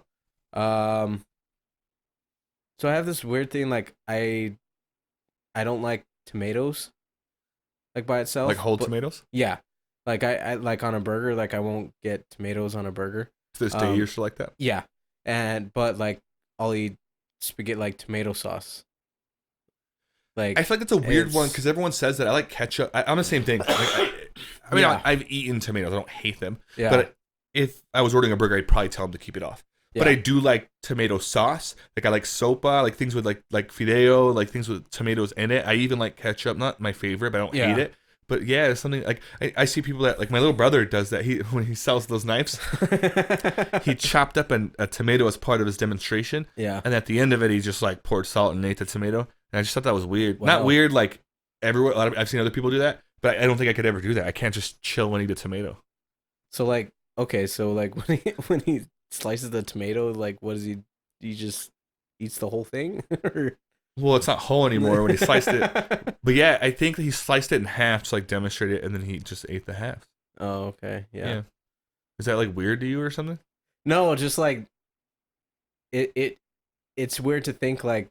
So, like, at every demonstration, like, he carries tomatoes with him? Or? Yes, he has tomatoes and apples. Well, you have to, in a rope, he had a piece of styrofoam. He had to cut a bunch of different things to, like, show you the cut. But, like, as far as, like, the tomatoes that he brings, like, when he slices them up and he just, like, eats half of it, like, does he just throw the other half away? Like, I don't know, because I've only been part of the one. I didn't follow him to other people's homes. But I would like to think he, like... Yeah. Dude, if he was a good salesman... Which he is. If he could do it all smooth, like look how smooth that cut, and like flick the tomato, like that'd be dope. Like damn, I gotta buy that like knife. He could like make it part of it, I think. But I don't know. I think that I couldn't. I don't want to do stuff like that, man. I don't think I could. If I did do sales again, I think it'd be real estate. I enjoy selling cars, but again, there was way better car salesmen than me. Like I was really good, right? Like I was good. But like there's sold me 2 cars. Yeah. There we go. Yeah. That's like my ding moment. Right. Might have a sound effect right there in post production. No, but I there's people that are meant to sell. Like Isaac. Isaac's meant to sell. Oh yeah. That guy can sell a car to anyone. Yeah. Except for a rich white guy because they get scared of him. But which is where I come in. We'll go talk to these people. But that guy is meant to sell cars. Yeah. And I mean that as like a compliment, right? I'm not saying... Because selling cars, there's some people that sell cars that make way more money than like people that are like working facilities and stuff. Yeah. And so he's just really good. Some people are meant to do certain jobs. Yeah, some people like you're a natural. Yeah. Like when people say that, like... Obviously, you become a natural through your lived experience, but some people are just naturally gifted at stuff, man. Yeah. And... That's not me when it comes to sales. I'm good at it, but I feel like once I mastered it, I wasn't interested in upkeep anymore. I was like, all right, let's move on to the next thing. So I don't know if I'd get back into sales of anything except for maybe real estate. I don't like the idea of selling someone something that they maybe don't need. But I also know that if you're a salesman, like you can't think that way. Yeah. You find a way to make them need it. And then you validate it in your head like you did them a favor, which sometimes you do, and sometimes you don't. And then you got to live with that, man. That's true. Yeah. When I stopped selling cars, I haven't told this story a lot, Definitely haven't told it publicly, but I'll tell it now. I sold a car, and I sold cars at different dealerships, so I won't say the name of the dealership. But I sold this old man a car. They came in. It was one of those guys where not a lot of people like to talk to old people. When old people comes in, they're like, oh, I don't, like, you go do it. You don't want to deal with it. Yeah. Not me. I liked it because in my head, I'm like, old people like or probably have better credit, like different things like that. And so I didn't mind it. And so this older gentleman came in one day, veteran, really cool guy, telling me all of this like how when he served and he had the hat and everything, and he was like, I need a car and like nothing's like fancy, I need a basic car. And so I found like this really nice car. Spend probably like 2 or 3 hours. It's a long process selling a car, buying a car, however you look at it. So I hung out with him, super cool guy. He traded in a car, and then to get like a mini SUV is what it is. I don't want to say what it was. Okay. So go through the whole process, sell him the car. I'm like, hey, take care, sir. Goodbye. Leave him. Go home. We'll call him Fred, just for the point of the story. And then so the next day I come in, and I came in at 10 that day. The dealership's been open since 8. And so when I walk in, I look over at the other side of the dealership and I see him. And they're like, hey, Will, your customer's here. Good luck. And I'm like, dang it. Like, he didn't like the car. Sound good. Yeah. And then he comes up to me, or I go up to him, and I was like, hey, Fred. And he goes, hey, I'm waiting for someone to help me out. Like, do you know, can you get someone? And I'm like, well, what's going on? Like, what's going on with your car? And then I started realizing through talking to him, he didn't know who I was. Oh, what? Yeah, I mean, obviously. He didn't know me. And so I started catching on to little things. I'm like, Fred, like, do you remember, like, what, like, what the heck? And then I started realizing this guy has, like, Alzheimer's, and he doesn't remember me at all. Like he ends up telling me, hey, man, I woke up this morning and walked out to get my car. My car wasn't there. This car was here. Oh. And the way he figured it out was the license plate on the front had the dealership name on it. Oh, and so he was like, I better drive it back to the dealership. So he drove to the dealership, and he was telling me, like, hey, man, I don't know where my car is, but I need my car back. And I was like, what? And it turns out the car that he traded in was his wife's car who had passed away, and it was like his last memory of her. Oh, God. And I was like, oh, Jesus. And so I was like, all right. So I went and told my boss, I'm like, hey, Fred's back. Like, hey, he doesn't remember buying the car. And then my boss was like, oh, well, he bought a car. And I was like, no, man, like, that's messed up. Yeah. And then he goes, no, we don't do unwinds here. And I'm like, dude, he can't remember he bought a car. He was like, well, just tell him to go home and he'll forget. You know what I mean? Like, and he'll just keep the car. And I was like, what? And I was like, dude, I'm not telling him that. I'm like, if you want to tell him that, you tell him that. And he did. Manager comes out, tells him. The guy goes, oh, that's my car? And he goes, yeah, it's your car now. Just go home. And he's like, all right. And just went home. Oh, wow. And I was like, God, I felt like crap about myself, dude. I really did. And then I go home. But I mean, like, why would you feel? I mean, yeah, I would feel bad. Well, it gets worse. That. Oh, wow. So I come back the next day, and guess who's at the dealership? Fred. Same exact thing. It's like 51st dates, dude. Wow. From hell. And he was like, hi, I'm Fred. And I woke and he told me the same exact story. And I'm like, oh my God, dude, like, I can't do this. I went and told him, and like, dude, just send him home. Yeah. So they had me send this guy home for like a week. And he just kept showing up. Yes, he kept showing up. And I finally told my boss, I'm like, hey, man, we got to get this guy his car back. Like, this doesn't seem right. It's not legal to sell someone a car who's not of sound mind. If someone comes in and they're drunk, we can't sell them a car. Yeah. If someone comes in and they show signs that they're mentally unstable, we can't sell them a car because you can't legally sign a contract if you're not of sound mind. And so I told them, I'm like, dude, you guys need to unwind this car. Like, you need to take it back and get him his car back. Yeah. And they were like, no, we can't. And I remember thinking, like, dude, this isn't even worth a sale. I think I made like $150 off the sale, which is not a lot of money for one sale. It's a mini. Yeah. And like, I went back to my boss and I told him, like, hey, man, like, I can't do this, man. Like, I can't, like, if you don't get this guy's car back, I'm going to have to say something. Yeah. Because he's not of sound mind. Like, yeah. I'll have to report it to somebody. I said, I'll go take this guy to an attorney. Like, I don't care, man. Yeah. Like, this guy's a veteran, man. Like, he just needs his car back. Yeah. Dude, it turns out they sold the guy's car that he traded in. They took it to auction. Why didn't they tell you that in the first place? Because they don't want to unwind the car. The dealership, it was the end of the month, and so it was a new month. Yeah. And to unwind a car from the previous month that they've already sent over to the dealer's like the main dealer. I understand that, but why didn't like your boss tell you like, hey, we already sent it over to the auction? Like, well, I think at first they hadn't. Okay. And then like he eventually, like he probably wanted to send it to the auction. Yeah. And so like I raised hell and I told him, like, dude, I'm gonna help this guy get an attorney. Like you know, what you guys are doing is wrong. Mm-hmm. I knew that I wasn't gonna work there anymore. And so we got his car back, by the way. They ended up not selling at auction because I pretty much told my boss, I'm like, hey, if I'm gonna help him get a lawyer, and I'm also gonna vouch for him because I am of sound mind, and this isn't okay. Yeah. And they're like, dude, they told the main guy who told the other main guy. Mm-hmm. They end up going to the auction, and the car's still there. And they got the car back. They brought the car back, and we unwound it and got it back for him. And I was so happy walking this old guy back to his car. And then I think how did your boss feel about you after that? Well, I didn't really give a shit, man. I think at that point I was already mentally checked out, and I think he knew it. It didn't give me a good name, but it was like, when I see my boss, there's 3 sales managers. So I would just take my deals to a different manager. To somebody else. Yeah, and I think I literally worked there for like a week. I started applying for new jobs, which is the job I have now. Mm-hmm. And then I got the job, and then I quit, man. I'm done with this, dude. Because I knew through doing that, I care way more about helping people than I do selling them a car. Yeah. And so I don't think I would ever go back for that reason. I enjoyed it. If I ever had to, I would feel good about it. I would try to do it ethically. Mm-hmm. But it's just stuff like that. That's one person in a small town, dude. That type of stuff happens all the time. Yeah. Oh yeah. I believe that happens a lot. Yeah. Yes, I don't want to be that person, dude. I really don't. Yeah, yeah, it's like I believe like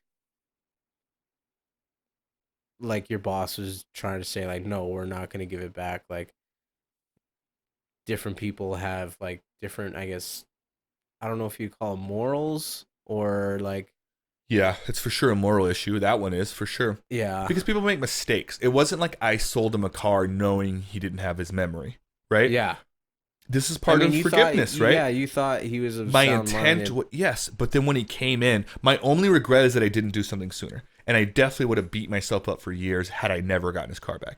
Mm-hmm. But like, that's my only regret. But other than that, I didn't sell him a car with bad intent. And honestly, I don't think the managers did either. It was an easy deal. He wanted a new car. He came in asking for a new car. Yeah. Had he been of sound mind, I would have told him. Had he been of sound mind, come back. Like you went to his house and was like, hey, you want to come buy a new car? Which we did do, by the way, as salesmen. We straight up went to people's houses. How much is I noticed your car out front. Have you thought about trading? We've done that. So you guys were like Jehovah's Witness, like for going cars. from door to door? Yeah.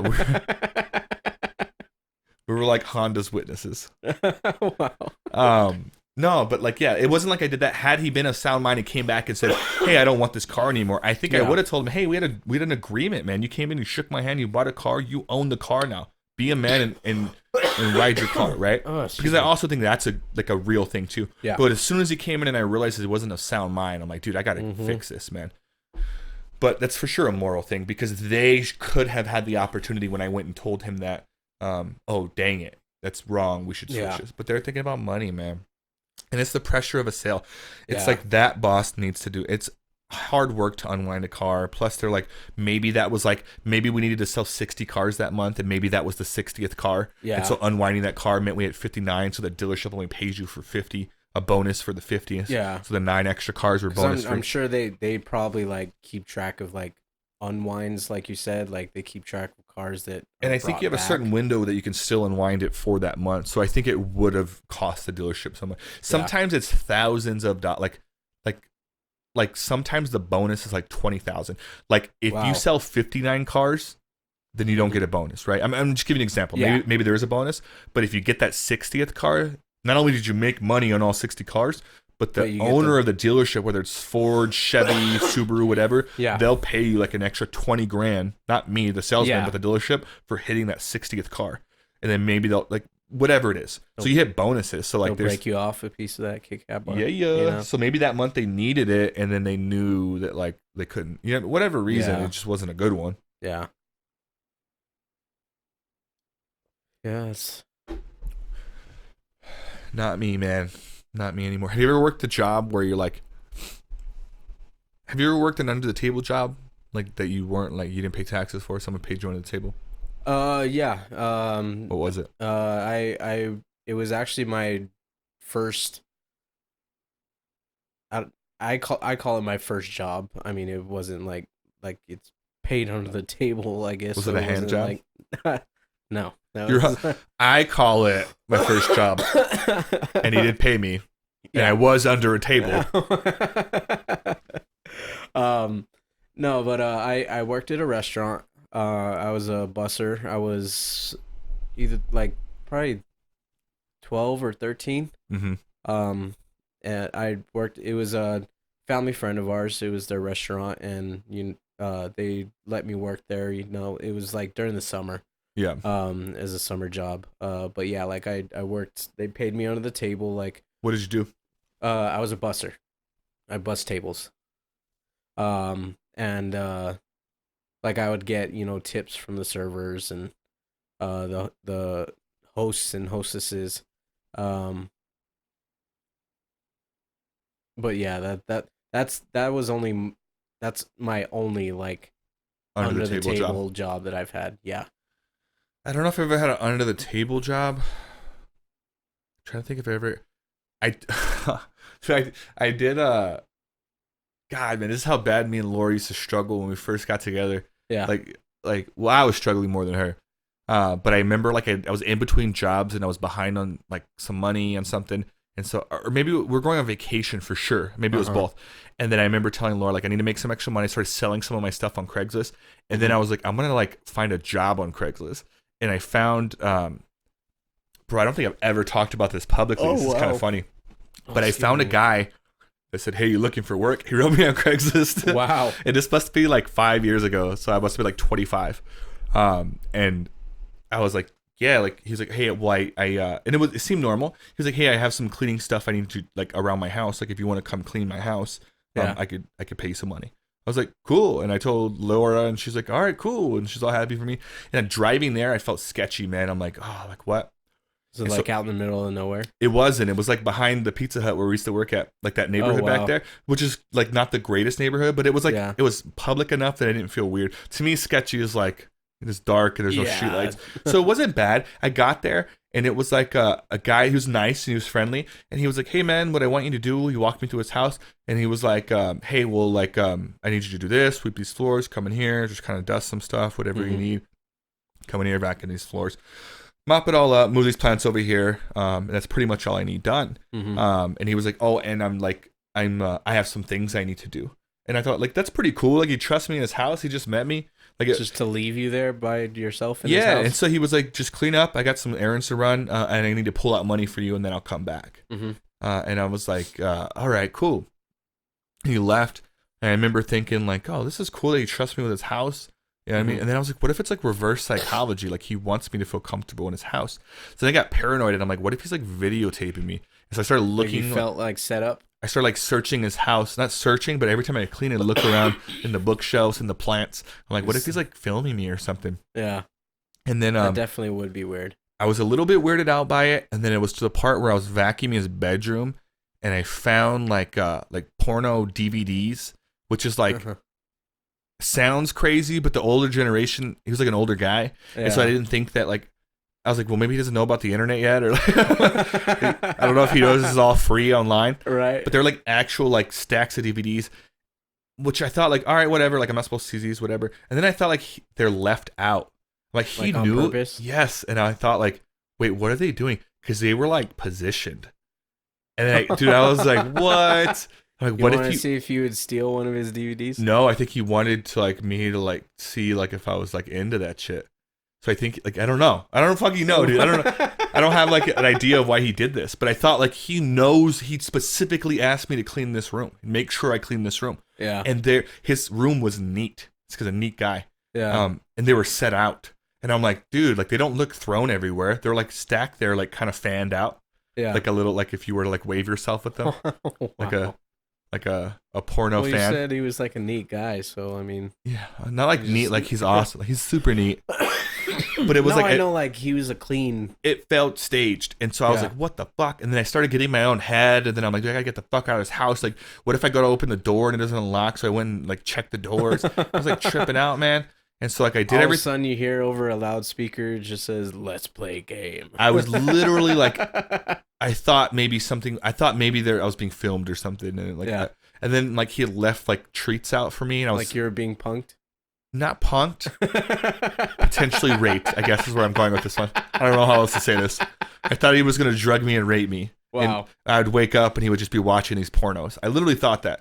And so I was freaking out, but he ends up showing up. He ends up coming in the house and then like watching me clean for a while, which I thought was weird because I was like, hey, I'm not done. He's like, it's cool. I did my errands. And he didn't help. Like he was just sitting there like, so where are you from? And I was like vacuuming and like cleaning stuff. I felt weird, dude. He's like, if you're hot, you can take your shirt off, if you want some hot. sandwiches? But it was really weird. He never did anything. I never ate any of the treats, and he did pay me way more than I probably did. He paid like $120 for like an hour and a half of cleaning, and I left. And nothing happened, man. But I remember thinking like, oh, he would hit me up from then on out. Hey, man, I got some more work for you. And I'm like, dude, he was grooming me by putting those pornos out. And eventually, you know what I mean? Like getting me curious about stuff. I thought like he was your sexuality or his. I don't know. I don't know. I don't know how these things supposed to work. Well, what kind of DVDs were they? They.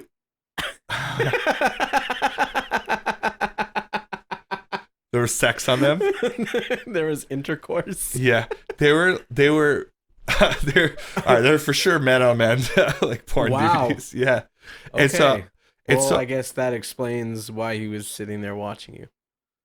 Maybe. They could have been like his cousins. He has gay porno in his room and you're saying maybe. All right, this guy was trying to fuck me. Exactly, that's what I'm saying. But I remember he would be. Here's the weirdest part. It's like after that, I think I came home and told Laura. Was there like any cleaning pornos? Maybe. He did leave out this little outfit. No, I'm just kidding. No, but I like. He made you wear a butler outfit? He would text me after that and go, hey, I have more work. And I would go, oh, like I'm busy this week or something. And he's like, all right, cool. After like 2 weeks of doing that, he started getting grumpy with me.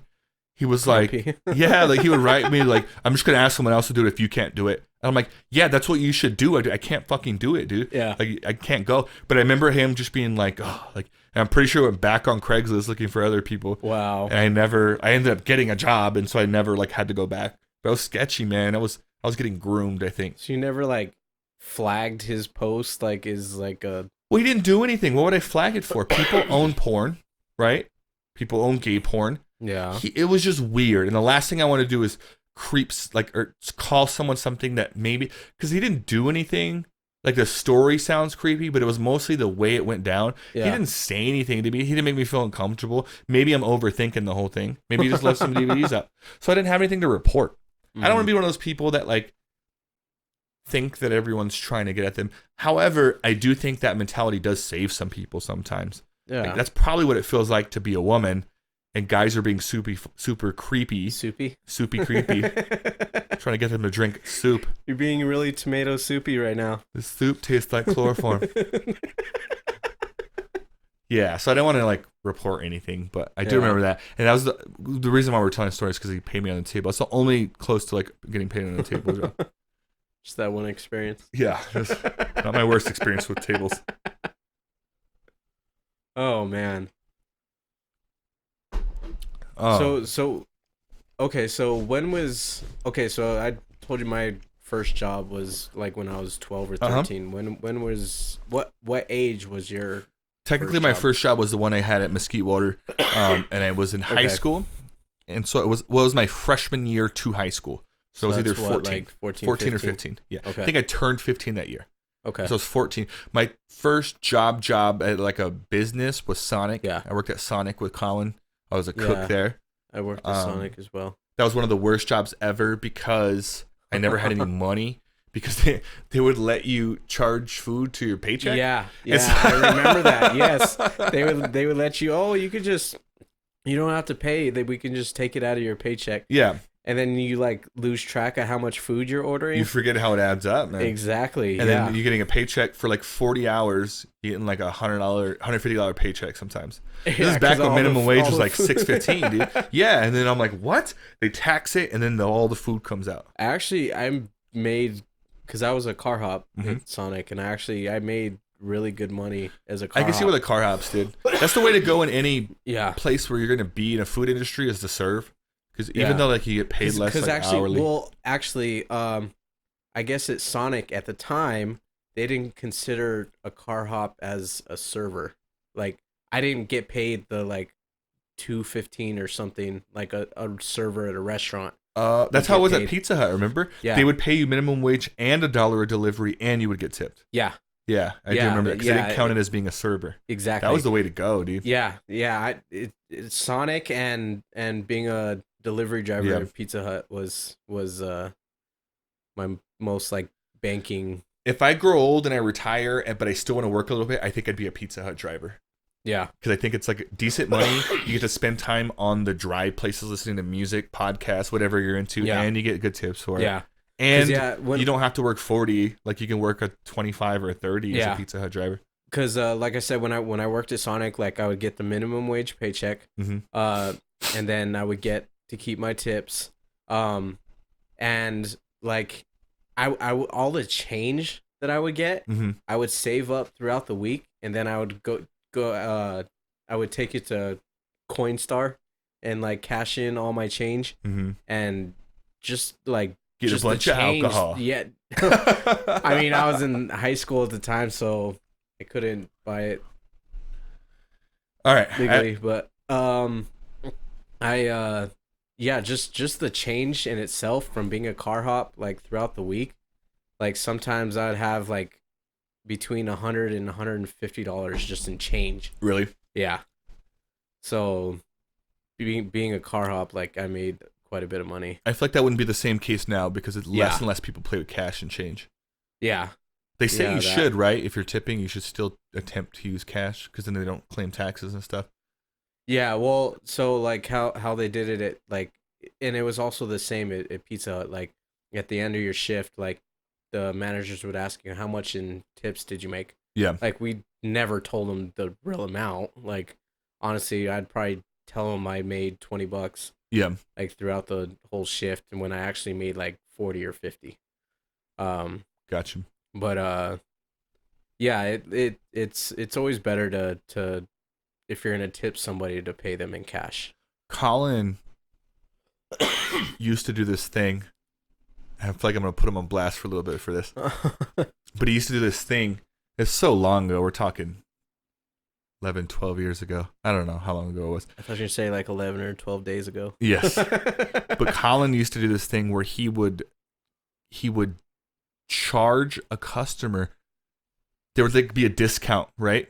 Yeah. On a pizza. Let's say it's pizza. There'd be a discount, but he wouldn't tell the customer about the discount. So he would get the total amount and tell them that amount. It comes out to $42. And then they would go, okay. He would hang up the phone on the order. Yeah.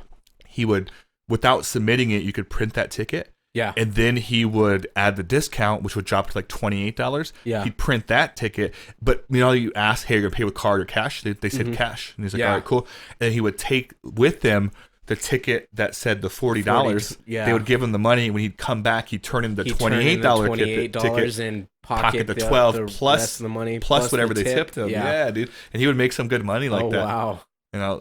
Hopefully they don't go back and arrest him for it. His last name is Porzingis. Colin Porzingis. Wow.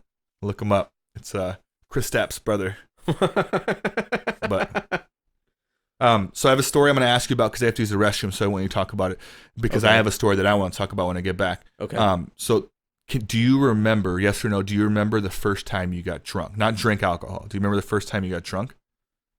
Do you remember that story? Like how it happened or who you're with? I don't remember. Can you think of a time when you were younger where like you kind of went overboard drinking? Can you think of an actual moment in your head? Yes. Okay. So set the scene, talk about that story. I'm going to use the restroom and I'll be back in like 1 minute. Okay. You got this? Yeah, I got it. Okay, so for all of you out there, yes, I'm going to explain one of my young experiences of getting drunk. I was at my mom's house. I was living with my mom at the time. I believe it was a little after I graduated high school. My mom had gone out of town I believe it was for either like a couple days. And I had a party at my house. I invited all my friends over. There was quite a bit of people there. Like my mom's house was packed. And I just remember, oh, it was my birthday also. That's why I had the party. Like I had it like a week prior to my actual birthday. But yeah, there was a lot of people there. I remember just taking shots one after another because, I mean, that's what you would do if you're celebrating your birthday. You know, everybody's giving you shots. They're like, here, take a shot. It's your birthday. Um, so I ended up getting like shit faced drunk. Um, and a couple of my other friends got drunk, and I just told them to just stay the night because I didn't want them driving. Um, so like at the end of the night, like everybody left, and a few of my friends just stay the night. Um, and I crashed out on one of my couches. One of my other friends crashed out on another couch, and like two of them just crashed out on the floor. Um, I ended up like it was probably like 5 in the morning. My I I actually was woken up to my friend standing over me while I'm asleep on the couch, and he is taking a piss like all over me. And I got up right away and I pushed him back. I was like, dude, what are you doing? You're pissing all over me. And he was like, oh, my bad, dude. I thought this was the bathroom. I was like, dude, no, what the hell is wrong with you? Like, go to the actual bathroom. And he was like, oh, well, I don't have to go anymore. I was so pissed. Like, I mean, I can laugh about it now. Like I was really pissed off about it back then, but um, like I'm still friends with the guy, like still till this day. But yeah, that was one of my drunken memories of when I was younger, is waking up and getting pissed on. Um, excuse me. Um, and yeah, like still to this day, like I'll talk to my friend about it. I'll bring it up. I'll be like, hey, remember the time you pissed on me? You were drunk ass, like, and we laugh about it now. But um, yeah, let's see if I can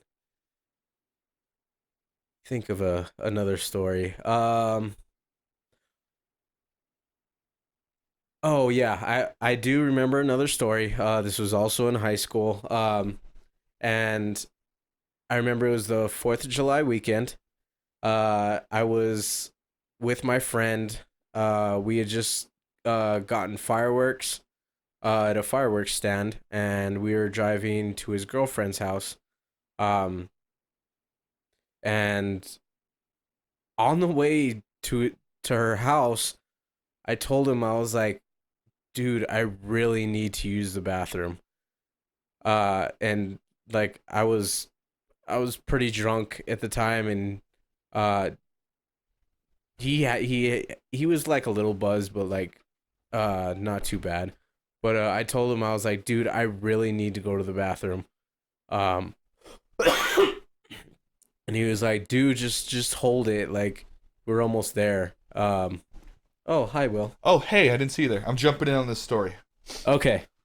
So I'm gonna back it up a little bit for my friend Will here. Give me the short version, so you don't repeat it.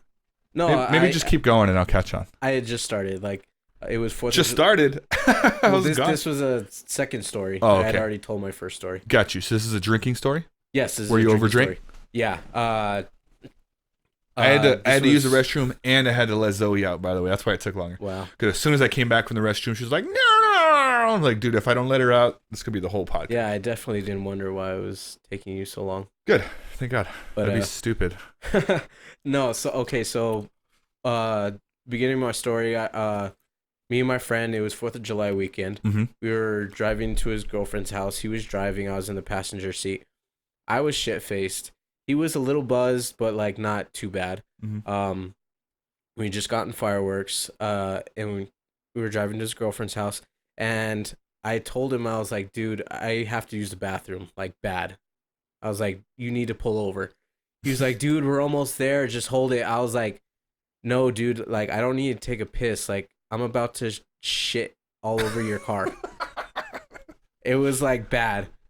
And he was like, dude, come on, just hold it. I was like, dude, pull over now, or I'm gonna, like I said, shit all over your car. He was like, all right, dude, whatever. He ended up just like pulling in front of somebody's house. I got out. I stumbled out. And I ran in front of their bushes, and I popped a squat and just I shit all in their front yard. I would. I It's supposed to be alcohol stories, but okay. Yeah, no, it was like I was shit faced drunk. I wouldn't do this sober. I guess I get the point, but I'm just saying, like, the point of I got way too drunk story usually ends up in vomiting. I guess yours happened a little differently. Yeah, this one was the other end. What? Yeah, so I ended up like just shitting in this person's front yard. I had a muscle shirt on, so like I took my muscle shirt off and I wiped my ass and I threw it in their tree. Bro, what did I miss while I was gone? How did it get to this point, man? We're talking about pooping and dude, I would, like I said, I was shit faced drunk. Like, don't get weird, man. It's just my opinion. I'm just telling you that this is a drunk story. Like, I've never gotten that bad. I did get... All right, this is one of the stories that I wanted to tell on one of the other podcasts and I forgot about, but it was... Damn it, I want to make sure I didn't tell this story already. No. It was on Yemi's podcast, but I don't think I told the story. I think I briefly touched on it. You know this story, I think, but maybe you don't know the full story. But it was one of my funny drunk nights because it ended up being... I essentially publicly humiliated myself. But whenever we were in high school, me and John Maddox, whenever he was training me how to do fighting and we both joined the MMA gym together, he was like... they essentially booked us to fight each other because our coach was like, you guys are ready. Like, they always do that, like, after a week of training. Yeah. And I'm like, maybe him, like, not me. And they're like, no, you're going to fight him. And I'm like, what? Like, yeah, we don't have enough fights on this card. They're fighting another gym. Yeah. So you guys are going to fight each other. And I was like, what? And John was like, dude, we'll you're good. Like, I'll train you. This is not going to be good. And he was like a Golden Glove boxer. If he wasn't Golden Glove, he was something pretty good. Yeah, I remember. And so, they decided that me and John were going to fight each other. So, like, we trained really hard for, like, the next 2 months, maybe. And then we got the great idea. We got the thought, like, since we're fighting each other, we could both go get hammered. Because we were, like, in the party modes. We were, like, 17, I think. Yeah. Maybe 18. 18, I think so. But yeah, maybe we're still in high school for sure. And so, like, he was like, all right, let's go like this party. And so, like, I was dating a girl at the time. That's how the night started. We went to, like, one of her friends' parties. We hung out. We ended up going to a different party because everyone party hopped in high school. Party hopping. And at one point, me and John were so drunk that he walked out to the street and he was like, I don't give a fuck, man. I don't care if this car hits me. I'm like, John, get on the street, man. If you get hit by a car, you're not going to be able to fight me. I want to fuck you up, man. And he was like, no. Like, and I'm like, dude, get out of the road. That's why you should get out of the street so I can fuck you up tomorrow at our fight. Yeah. And then, so, like, we got pretty hammered, and then I blacked out. Like, not blackout. I hate using that word because I know that people actually black out. I remember the rest of the night, but choppy, like, really bad. Yeah. We ended up finding these girls. Blackout spots. Yeah. We ended up finding these girls, or it was the girl I was dating at the time, and then he met some other girl, and things got crazy.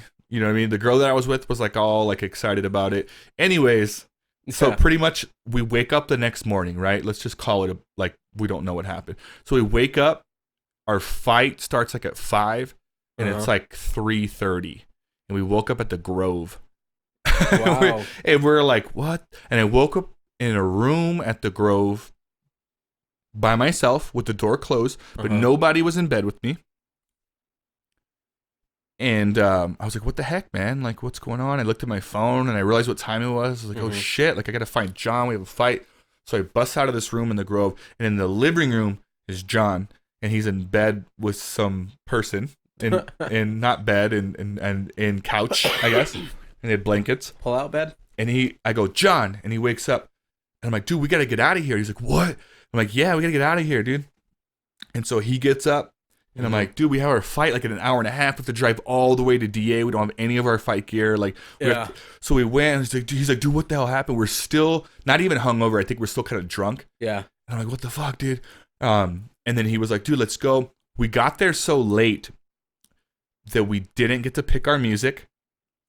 Their intro music, we missed that part of it. We got there, our coach is like, where were you guys? And we're like, sorry, trying to like hide the alcohol in our breath and stuff. And we weren't the first fights, but we were like around middle of the card. All the younger kids went first, and then like the people that had never fought before, which is probably where I belonged since I hadn't fought before.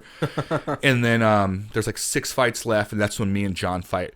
And it was December, and it was an outdoor arena, and I remember everyone was fighting with their shirts on because it was cold. Yeah. And so we're like, nah, screw that, dude. Like, we have fans here. We're going to fight with our shirts off.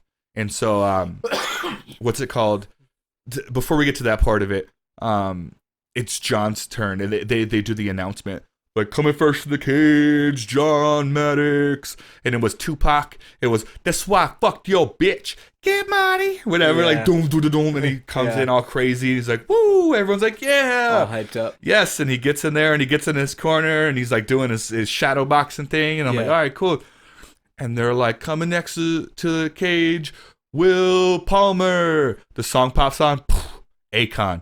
I try so hard. Oh, wow. And everything will follow me. Wow. I try so hard. They really picked that song. And I was like, God damn it. I walked to the stage all fucking pissed off, all sad. I'm like, dude, what a terrible ass song. Like, and then, so I got in the cage. I'm already fucking not hyped up because of my song. And John's ready to go. And they do the pre-fight rules they tell you about. We go back to our corners. They take my shirt off and his shirt off because we have gloves on. Yeah. And then we turn to get ready to fight. And John has hickeys all over his body from God. Oh, God. And then so I started laughing and the crowd's laughing. And I was like, oh, shit, John. And then he's looking at me. He's like, oh, shit, Will. And I have hickeys all over my body. Wow. You guys are like Hickey brothers. So everyone's looking at us like, did they give each other hickeys? Even our team was like, dude, that's why they were late, man. These two were like were probably fucking hooking up with each other. And it was so funny, man. I was all embarrassed. I'm like, why do we take our shirts off, bro? It's so cold out here. So like idiots, we're fighting late, hungover, full of hickeys, dude. And I think it was like the last round. He ended up getting me in a body triangle from the bottom. He got me in a body triangle, and I remember I was trying to get wrist control, and then he squeezed his legs. He had really like lanky legs, so he got a really good squeeze like right on my diaphragm. Yeah. And all I felt was like beer and Cheez-Its and Cheez-Its. I was like, oh, and I was about to throw up onto him because he's below me, and I tapped out and he beat me. That's how I lost to John. Wow. Did you ever throw up through your Cheez-Its and beer? I never threw up. They definitely thought that we hooked up. I'm sure all the fans were like, oh my God. And it was the funny thing is, I think everyone fought without their shirt for the rest of the fights. Like none of them had hickeys, but I think we're the pioneers of like let's rock these high school bodies that were not very good and full of hickeys. And full of hickeys. Wow. But that was one of my probably drank too much. I definitely took it serious after that, and I had some good wins. But yeah, I'll never forget that night. I'm sure he won't either. I hope he doesn't listen to the podcast. I actually hope he does, because I'll probably find joy in that story. I haven't talked to that guy in forever, man. But he's married now. I haven't seen him in years. I'm on my Facebook. I know he's married. I know he has a kid. He's one of those friends that, like, if he was ever in town, I know he'd hit me up. But he's doing things, man. He went to West Point. He's doing his own thing. Yeah, he's in the Army, I would assume now. But yeah, it's one of those old friends, man, that I'm like... definitely like it's weird because my life in segments, man, when I really decipher the story of it, the segments are so important because I got my parenting through the segments of life that I had because I didn't have parents. Yeah. So I learned lessons through my friends. my family, like some of the stories I shared earlier. And it just kind of made me into the person that I am. And so they're silly and they're funny. That's kind of the reason why I want to do this podcast, man. I've been through so much stuff that I have a new story for every person that's here. Yeah. And it's like, I'm proud of them, man. Even the ones that aren't so good, man. Like on this podcast so far, I've talked about like being suicidal, rehab, substance abuse, man. And I've also talked about happy stuff. I talked about the fact that I want to be a parent and how I want to live my life and like joy. I hope I've given some good advice, man. But it's always like I think the same thing. Like you said on this podcast, talking about like our trials and tribulations that we've gone through, like, you know, the issues, the bad times and the good times that, you know, the people can like say like, hey, I relate to that, or like if they're in a situation that we've talked about, that we've gone through, and like they're like, oh, I don't know what to do, like, you know, they can, and they can relate to it. Same for everybody, but like I also think that people don't know me. Like that's why I want to do the podcast too, like because people don't know me, and I don't know what they like know you on the outside. I saw someone that was like, weren't you the kid that kidnapped his brother? Like someone told me that because in middle school, I ran away from the group home and I took my little brother out of his home. And they put out 2 stories. They put out the first story, which was Amber Alert, kids are missing. And they made me out to be like a kidnapper, like a older sibling kidnaps younger sibling. And then they found out the reason why I did it, and they found out that my parents were not good parents. And they did put out a second story saying like essentially the opposite. They painted me out to be a hero. Not everyone saw the second one. The people that did, it was really confusing to me because I didn't feel like a hero. I feel like I just stepped in to make sure my little brothers weren't getting abused. And so it's really confusing to go through all that as like a 12-year-old kid. Man. And so it's like it's like I feel like people like even so when that person made that comment, I'm like, you don't know me, like you remember me from a story, and I started thinking, I wonder what my peers think of me, right? Like the people that like knew me when I was that age, I wonder if they think I'm a weird guy or if I'm whatever, right? And I want people to really know the facts and to really know the truth, and then come up with their own opinion. If they still think I'm weird, I'm cool with that, but at least they know all the stuff, man. And that's why I want to do this podcast, is I want these stories that are real to be out there. And this is for anyone listening, and for you, you're going to start learning this too. You're officially the first repeat guest on here, right? And when I say guest, that's kind of a cool thing we should talk about too, because you're not really a guest. You're part of the reason this podcast exists. You're part. Me and you talked about some stuff. I think that would be an interesting story to maybe share on a different podcast. But whenever you feel comfortable talking about that stuff, there's a reason you're as involved as you are. You're the reason that you'll probably be the most popular person on here, other than me, right? And I thought you were gonna say my catfish story. No. Most popular guests, most common guests, you're gonna be here a lot because you're one of my good friends. Me and you talked about some stuff. We talked about what I want to do. We talked about what it accomplishes. Almost everything that I do regarding the podcast, I run by you. Eventually, there'll be 3 mics and maybe even 4, and maybe it'll be a little bit different. You know what I mean? But like a lot of this stuff has to do with me too, and it has to do with the fact that like I want a platform to be able to talk about whatever the fuck I want, and it's vulnerable of me to tell these stories. You know, when people can judge me off of stuff I say, I expect them to. I don't like it, right? But part of saying your opinion is understanding that people will have their own, and then accepting that. I'm cool with that. I want to invoke thought. If anyone listening to this podcast is thinking, I don't agree with Will said on the last podcast, we talked about racism a little bit. It's my opinion on it, man. And if someone came up to me and said, I don't feel that way, I want to hear what your opinion is. I said that because it's my opinion. I want to invoke thought. I want you to think about these things, and I want you to come back and tell me your opinion because I want to have a discussion. That's it. And so, like, that's part of what this is. Like you said, everybody has their own opinions on different situations. The same exact thing I said. I could tell you this without putting anyone on blast. The same exact things I've said. This is my 4th podcast. On the other 3, there's things that I've said. I've had people say you shouldn't say that. And I've had people about the same exact thing say, I'm so glad you said that. And I'm starting to understand that that's just going to be the reaction to almost anything, dude. It's just the way it goes. And if anyone doesn't like my opinion, they're welcome to come talk to me about it, because that's what we should do, is have discussions. I don't like the idea that we can think things but can't talk about them. I want to be able to talk about it. And that's how I feel. And so everybody should feel open to talk about whatever. Yeah, right or wrong. You don't have to adopt my beliefs. You don't even have to like disagree with them either. You can just say your feelings, and if they happen to agree, and they agree. At the end of the last podcast I did with Yemi, we did the anonymous confessions. I don't know if you got that far in it. I didn't get that far. Essentially, my advice to this person was that they should masturbate before they made hard decisions, because I think that as men, maybe women, right? But I can't speak from that perspective, but I can as a man. We make dumb decisions when we're horny and we're thinking about sex. And so if you go jerk off, you can make better decisions because you're thinking straight, because you got that need met. And the other way to do is go have sex with strangers and do dumb stuff, right? Which I wouldn't recommend, right? So instead of making... like getting catfished and still getting catfished, yes. That's if you would have just masturbated, it wouldn't have been that way. I mean, yeah, I probably would have just left. But that was my opinion, and Yemi felt the opposite. It was the first point in the podcast where we had opposing opinions. And he was like, dude, I don't think you should. You know, he's like kind of spiritual. He probably had a really good point too. So I think the next time we come on, we'll talk about that. Yeah. But I didn't like slander him. He didn't yell at me like, you're dumb. I can't believe I did it. No, we sat down, and we probably would have dove into it further had we had more time. Yeah. But we planned to do that. That's what I'm talking about, dude. If someone here, anyone, doesn't agree with me, that's what I want to know about. And I'm okay with having a conversation. I will never take it personally if you don't agree with me. Yeah. Because I'm an idiot and I'm smart. You know what I mean? Like I'm everything in one. Like I'm a little bit of both. And so like I'm smart enough to know when I'm dumb, and I'm smart enough to know, hey, I don't know as much about this. And if someone came to me, if I was talking about dietary stuff, and someone came to me and says, hey, I'm a physical trainer. Yeah. I would go, wait, this person knows more than I do. I should listen to what they're saying.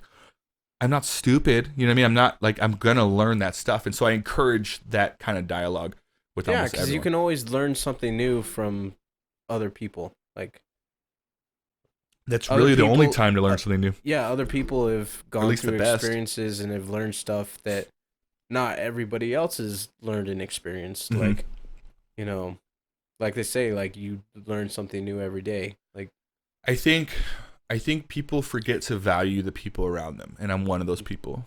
Yeah. And if I had to guess, so are you, and so is a lot of people listening. I am. Because I forget. I'm getting better. This is one of my like resolutions for this year, is reminding the people around me how important they are before I'm provoked to do so. Because I think people have a habit of going, oh, they need me, or oh, this got bad. I need to tell them that I don't hate them, or I need to remind them that they do this. I want to get to a point where I'm doing that without it ever getting to that point. And so I make an effort to remind people of their good qualities. I don't make them up. I don't make anything up. I don't go, they need to feel better, so I'm going to tell them some good stuff so they feel better.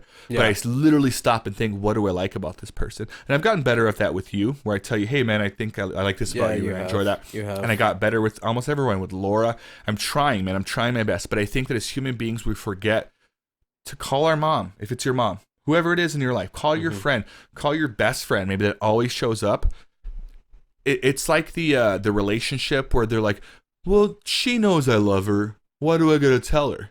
Yeah. Well, because she doesn't know. She knows, but she doesn't know, if that makes sense. Yeah. If you stop saying it, then maybe she starts doubting it a little bit. You have to say I love you all the time to whoever you're with. Guy, girl, doesn't matter. You have to look at your person and say, hey, I love you. Not only do I love you, I appreciate how smart you are, and I think you're my best friend. Make it real. Don't lie. If she's not your best friend, don't say that. But remind them of the things that you enjoy about them, because it's a good time to reflect. And maybe you don't enjoy anything about them, and you need to rethink that relationship, right? Yeah. Maybe you do, and maybe they deserve to hear about it, because those people need to be reaffirmed that they are that person. Like, not just through your actions, which they should, but people need to know that. So people listening to this podcast right now, pick up a phone and call someone, whether it's your friend, your sister, your brother, your cousin, whoever it is, your mom, your dad, your aunt, your uncle, whoever's the important person in your life, and just tell them how you feel about them. Don't call them for any other agenda. Literally just go, hey, and I'll give you an example. Uncle, I'm not cool with my uncle. I'm just making this stuff up. Hey, uncle, it's your nephew, Will. I know we haven't talked in a while, but I was thinking about you recently when I was taking like maybe taking down a log of all the people that I appreciate in my life, and you're one of them. I don't know if I ever told you this, but I think that like you always bring me good wisdom, and I think that when I can rely on someone, I know I can rely on you. And I know we don't hang out a lot, and I don't share everything with you, but I really, really appreciate the times that I do. And I think you're an awesome uncle, and I hope one day I'm as cool as of an uncle as you are. And they're gonna go like, what? And they don't have to say anything. They don't have to say anything at all. They can go like, cool, like how's dad? Yeah, like, or whatever. You're just like telling them. But it's just reminding them that they're important, because they are. You don't want to wait until that person doesn't exist anymore. And by that, I don't literally just mean death. I think that's an important one too. But maybe you're estranged, or maybe you move on in like your life, you become astray. You know what I mean? Like it's like you have to remind people of the parts that you enjoy, because I think that they need to know those things. I know I do. If someone came up to me and said, "Will, you're this, and that," I'm not asking you to do that. Anyone, but if they did, it would unprovoked, like just appreciation. That's like the most authentic version of it. The way a child tells you honestly how they feel about you. And if it's they love you, they tell you that, and it means so much more because they're a kid and you know that they're coming from a good place. And it's genuine. Yes, and if they say you're fat and you look funny, then you know you need to work out and dress better. Yeah, because kids don't have a filter, right? So not saying to do that as an adult, but take that same idea to your relationships and try to be authentically caring and find the honest things that you enjoy about that person, and don't lie. Don't tell them what they want to hear. Find the things you actually enjoy about them and find a proper way to reflect that. So, and maybe it's words, maybe it's a gift, maybe it's maybe it's like just an experience, maybe it's just hanging out, just telling them. I think that people forget that we're humans and human interaction is so important, and we need to express ourselves. Positive human interaction. Well, I think negative is important too. I think if you have an issue with someone, you should be able to talk about it. It's the most common thing that people forget, is that dialogue is important. If I tell you something I don't like about you and you tell me why that's not true, then maybe I learned that I'm the issue, right? Maybe I go like, hey, I don't like that you're always like driving fast. And then like it just pisses me off. Do you not care about my life, dude? Like you're running through fucking signs, like just doing whatever the hell you want. And maybe you go like, hey, like you're right. You know what I mean? Hey, you're right. I shouldn't drive fast. Yeah. But I don't know. Maybe like I have this fear of getting to places. And I have a fear that I'll never make it, and so I drive fast to get to those places faster because I want to make sure that I'm there on time. Because when I was a kid, my parents weren't on time. And then maybe you go, oh shit, like there's a deeper meaning here, right? Yeah. And then you go, and then that person goes, sorry, I'll stop speeding. And then you go, oh no, I'm sorry that you feel that way, man. Like, you know what I mean? Is there anything I could do to help you out, man? Because I feel like I don't want you to feel like you need to get to places fast. Like, you know what I mean? We're gonna make it, man. Like, is there anything I could say like to help you on the way? Like, just chill out a little bit. But because you had the dialogue about it, you can come up with a solution. But if you just never say anything and then say things to other people, that's the worst, most toxic thing you can do. Talking because it eventually gets back to them anyways. It's definitely better to just like speak calmly with somebody, like be upfront, like and be honest. Even if it hurts their feelings. Honesty. And as the person who's getting their feelings hurt, try to understand. That's the hardest thing for a person to do when they're saying something that's hurtful, is to stop and go, what are they really saying? Are they saying this because they care about me? Or are they saying it because they're being rude? And maybe they are being rude, but maybe they're being helpful. But like taking an extra second to think about it, I think is important too. And then even if you do get upset at the end of it, you got to respect them, because you only make a friend once. I'm never going to be your friend. I, at this point, have two options. I can nurture our friendship and it becomes better, or it goes to shit. But I can't re-meet you. We can't start over. It's just not an option. So I don't want to say and do things that are going to hurt that. But as the listener, if you were doing it to me, it's my job to understand that I appreciate that you're giving me information that will help us be better friends. Yeah. No, I totally agree with that. Yeah. I do. With that being said, fuck you. No, I'm just kidding. Okay, here's my opinion on why I don't agree with that. I like it. No. On a serious note, I really do. Fuck you. On a serious note, you're dumb and I hate you. No, I was recently cataloging my life of like friends and what their roles are and like what I appreciate about people. And you came up for sure. Me and Laura talked about this recently. You are one of those friends that always show up. You're one of those friends where I don't have to worry about complaining. I hate when people complain about stuff. Like, you're already here, make the best of it. Yeah. You never do that. Whether it's a concert, whether it's a house that you've never been to, or a restaurant with food you don't like, you never complain. You always show up. You are the most reliable friend that I could think of that will just show up. When I say reliable, like I'm not, and other friends that are listening to this, it doesn't mean they're not reliable, but you're an extra level of reliable. Like if you say you're going to do something, you do it. And if you're not going to be able to do it, you call me to tell me you're not going to be able to do it. I don't think you've ever left me hanging, right? You've always, not only that, you've always been a priority to show up for stuff. Yeah. And I feel like you're one of those friends where you don't ever dictate where the conversation goes, but you're able to be in any conversation. And I'll give you an example. Our first podcast was super silly. I mean, you joked a lot. Yeah. This podcast was a lot more serious. Yeah. And you kind of went to that place too. Yeah, and I think people that see it will see that. Like if you're being funny, you can be funny. And if you're being serious, you can be serious. And if we're sad, then you can be sad. Like you can kind of conform to whatever's going on, which is a really underappreciated trait. Like we all need that, because there's nothing worse than when you're trying to talk to someone about something and they're just not getting it. Yeah. And you're like, dude, what? Like the extra jokey friend that you're like, dude, that was funny. Like, but can you tell you anything serious? Yeah. And then vice versa. They can't take anything serious. Vice versa, the serious friend that doesn't know how to laugh every now and then. And so I think that you're really, really good at that. I think that you're a great dad. I think that you're a great son. And I think that you're a great human being. And I think that you do a lot of things that I am impressed with and that I hope to be one day. I think that you have great advice when it comes to stuff.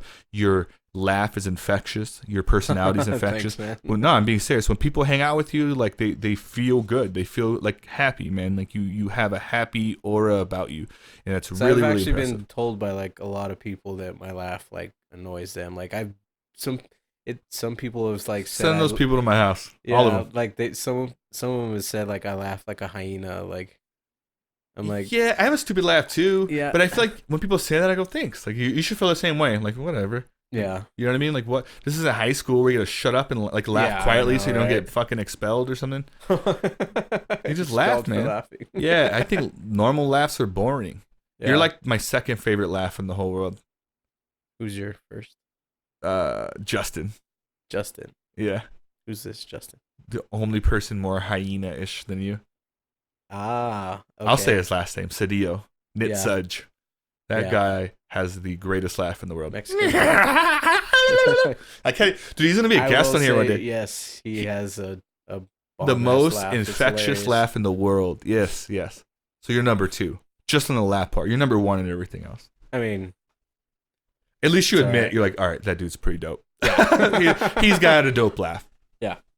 But no, man, I really do mean those things. I really, really do enjoy having you on the podcast, man. I really enjoy like all of this stuff, man. I don't think that I would have the motivation to do stuff like this if it wasn't you, whether you're my friend, even if you're never in the podcast, just having you around, I feel like you would encourage me to do it anyways. Oh, yeah, definitely. So I mean, honestly, cool. Like, I don't have like a biological brother. Like, I have my younger sister, Erica, but I've never had a brother. Like, it's always just been me and her. And I've always kind of like reached out for like a brotherly bond like my whole life. And, you know, also like out of all of our group of friends, like, you know, we have our group that we call each other brothers and stuff. Yep. You know, but like, honestly, like I consider you like my real brother, like my brother, like like your brother, like yeah, my brother. No, but because like I feel like, you know, I can talk to you about anything, no matter what it is, whether good or bad. You know, sometimes, you know, you don't answer your phone or whatever, or text me back. Always never answer my phone. You always never? I always never answer. If you're trying to get a hold of me, do not call me. Yeah, I will vouch for that. Yeah, text me and then wait. Text him and say, hey, can you call me? And I still might not call. And he probably won't, but it's never because I don't want to. It's just not my vibe, man. No, I know. I'd rather talk to you face to face. So if you text me, I need you, I'll drive over and we can talk on the phone in person. You know, yeah. But I get what you're saying. No, I don't take that personal at all. I appreciate that, like, everything that, you know, you've done for me. Like, you've been there for me in my, like, pretty, like, dark and deep down, like, times, you know. And I really appreciate you for all that. And like, you've never judged me as a person. Like, you know, if I've made a mistake with the kids or something, or I made them like did something bad or something, like you never like, oh, I'm not going to be your friend anymore because you're a shitty person. Like, you know, that's why I'm saying like, I consider you like a blood brother. Like I really do. Cause I'm not saying like I don't feel this close with any of our other like group of brothers that we have. But I just feel like, like I said, like I have a deeper connection with you, more than like, our other brothers. I think it comes from a place where we have similar stories, right? Like it doesn't have to be the exact same layout, but I think we just get each other on that level, man. And I'm glad that you're saying that, man. I hope that that's what I am putting forward, because I think you deserve that. I think I deserve that too. Mm-hmm. And I think that it's those are like real friendships, man. I really do. I see the same way. So whatever you're saying, like I feel the same exact way. I don't see you as, when I introduce you to people, I refer to you as a friend always. But it's like people that know me, they know, you know what I mean? And we do have a group of friends that are super close. And we're all super close in different ways, man. But no, I think that I appreciate those levels, man, and I like that life, man. You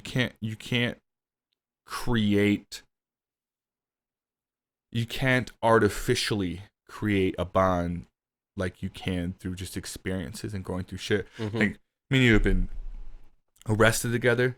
We have drunk together. We've done drugs together. Yes. We've missed rent together. We've lived in like 3 different places together. Yeah. Like we've talked about the same women together. We have the same circle of friends together. We've dated the same women. No, I'm just kidding. Have we? No. Maybe. No, I don't think we have. Maybe not. Maybe. I'm sure like it's a small town. I'm sure at some point if we really dove in. I think we've hooked up with the same women. Probably. At some point, maybe. Yeah. But we for sure worked the same job together. Yeah. It's just like you can't replace that, man. And so those are the relationships worth fostering. And anyone listening, I would encourage them to remember you get free passes the longer you've been someone's friend. What I mean by free passes, they get to say some things that hurt your feelings a little bit more than the other times. Yeah. They get to miss out on a few things. You work extra hard to nurture those friendships and to make them better.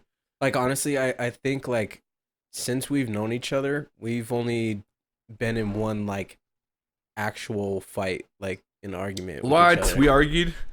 Yeah, we did one time. Damn it. I wish I knew what it was so I can, decide if I want to talk about it or not, but I don't remember it. What were we fighting about? Can you give me a hint without telling the story?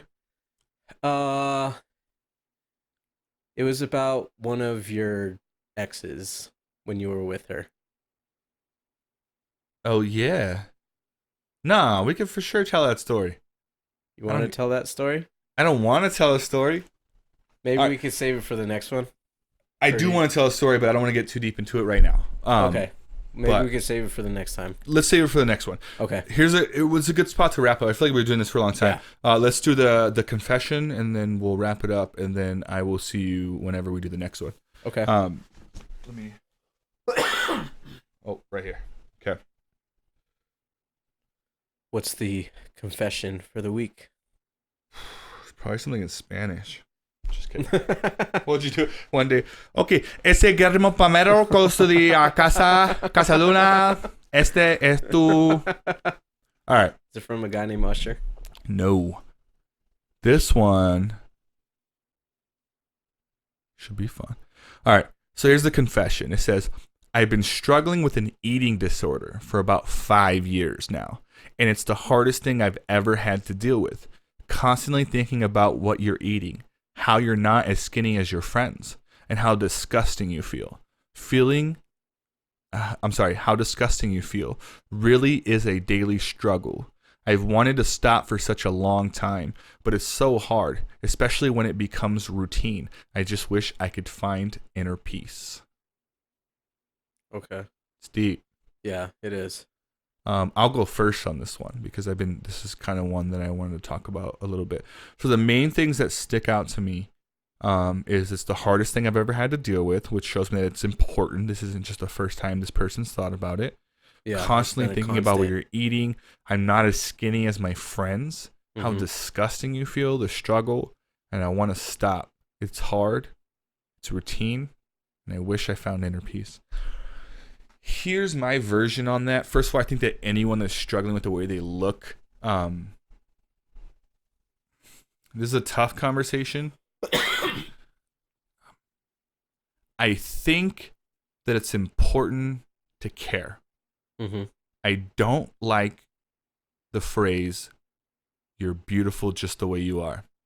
I don't like it. And I know that's probably an unpopular opinion because I think that's what we want to tell people, right? Yeah. You're fine just the way you are. You're great just the way you are. Mm-hmm.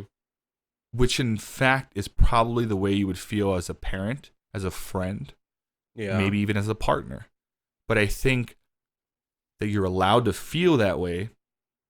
But if you're the person that's going through it, I think it's perfectly healthy to look at yourself and want more. Yeah, there's definitely no problem with that. But here's my perspective on it. Because I'm someone that could see both sides of this. Growing up, I was super skinny, always trying to gain weight, took weight gainers, creatine, tried to eat 8 eggs. Yeah, tried to eat 8 eggs like 10 times a day. And then eventually got to a point where my metabolism stopped working. And now I struggle to cut weight, right? Yeah. And so I remember being skinny and wanting to be big, and now I'm bigger and I want to be smaller and more in shape, right? I don't relate in the way that a person will relate that's bulimic, anorexic, or any of those ways, right? Yeah. And so anyone that's listening that does relate in that way, feel free to correct me. But here's how I think about it. If you look at yourself in the mirror and you don't like what you see, two things. First of all, I don't know if you ever will. I think that like at my best shape and at my worst shape, I felt kind of the same way. Like I always wanted more. But I start realizing that I'm competitive and I look to the future. So I think I'm never going to be quite comfortable with myself. So in that sense, I know that I need to develop you're beautiful just the way you are, right? Because I think that's important. But if you look at yourself and you don't feel comfortable, change it. And if my friend came up to me and said, hey, I hate the way I look, all these things, I would tell them, change it. Mm-hmm. But also, like, if you don't change a single thing, you're also fine. Like, you're going to be okay. Yeah. I don't like the idea to promote that it's okay to be unhealthy. As someone who is unhealthy that wants to be healthy, I don't think it's okay. I think I should want to be healthy. I think I should want to be in shape. I think I should have dreams. I think I should want to feel good in my own body, and I want to fit certain shirts, and I should try to accomplish those things. Yeah. That's the advice I would give this person is work on yourself. Eat better. Wake up early. Go to the gym. I go to the gym 6 times a week, and I don't look great. I don't feel the best I want to feel. If you feel that unhappy with yourself, I feel that you should change your lifestyle. I also think your friends are dumb if they're telling you these things. Your friends should encourage you to want to look and feel better. That's it. They don't have to tell you you're awesome the way you are, but they might want to tell you, hey, you obviously want to make a change. Which this person, when I read it, it sounds like they want to make a change. Yeah. So let me help you make that change. Yeah. It's always good to have a support system. Yeah. To like she said, like she wants to make that change, like she wants to be different, she wants to look different. Let's not assume it's a she, because it could be a he. Yeah. Because it's very common in men too. The only difference is it's not encouraged for guys to be overweight. Yeah. Like there's this weird thing where it's like don't fat shame a woman, but for whatever reason it's like perfectly fine to fat shame a dude. Yeah. Have you ever noticed that? Like no one like ever like it's the first thing a girl would say. If a fat dude's acting obnoxious, the first thing they'll be like, you fucking fat ass. Like, they will call him out. Mm-hmm. But if an overweight woman is doing it and a guy was like, you fat bitch, like everyone, women and men would be like, dude, you can't say that. Yeah. You're rude. Like, society will always frown the dude for whatever weird reason. I'm just pointing that out. It is, for whatever reason, easier to be an overweight guy. Socially, and I don't know if that has to do with the fact that men don't care as much, or maybe they're just more stubborn. There's a lot of fat guys that have egos. It's like whatever. But I did notice that, so I don't want to assume this person's a girl because it could be a guy. But that's I do think that it's important that you want to be healthier. This person never at any point said, "I don't want to. I want people to accept me the way they am." Yeah. It sounded like she wanted to be accepted. So you said she again. I did say she again. Damn it. She or he wanted to be accepted by their group of friends. And it's their friend's job to accept them, but also encourage them to reach those goals. If that's the goal. Mm-hmm.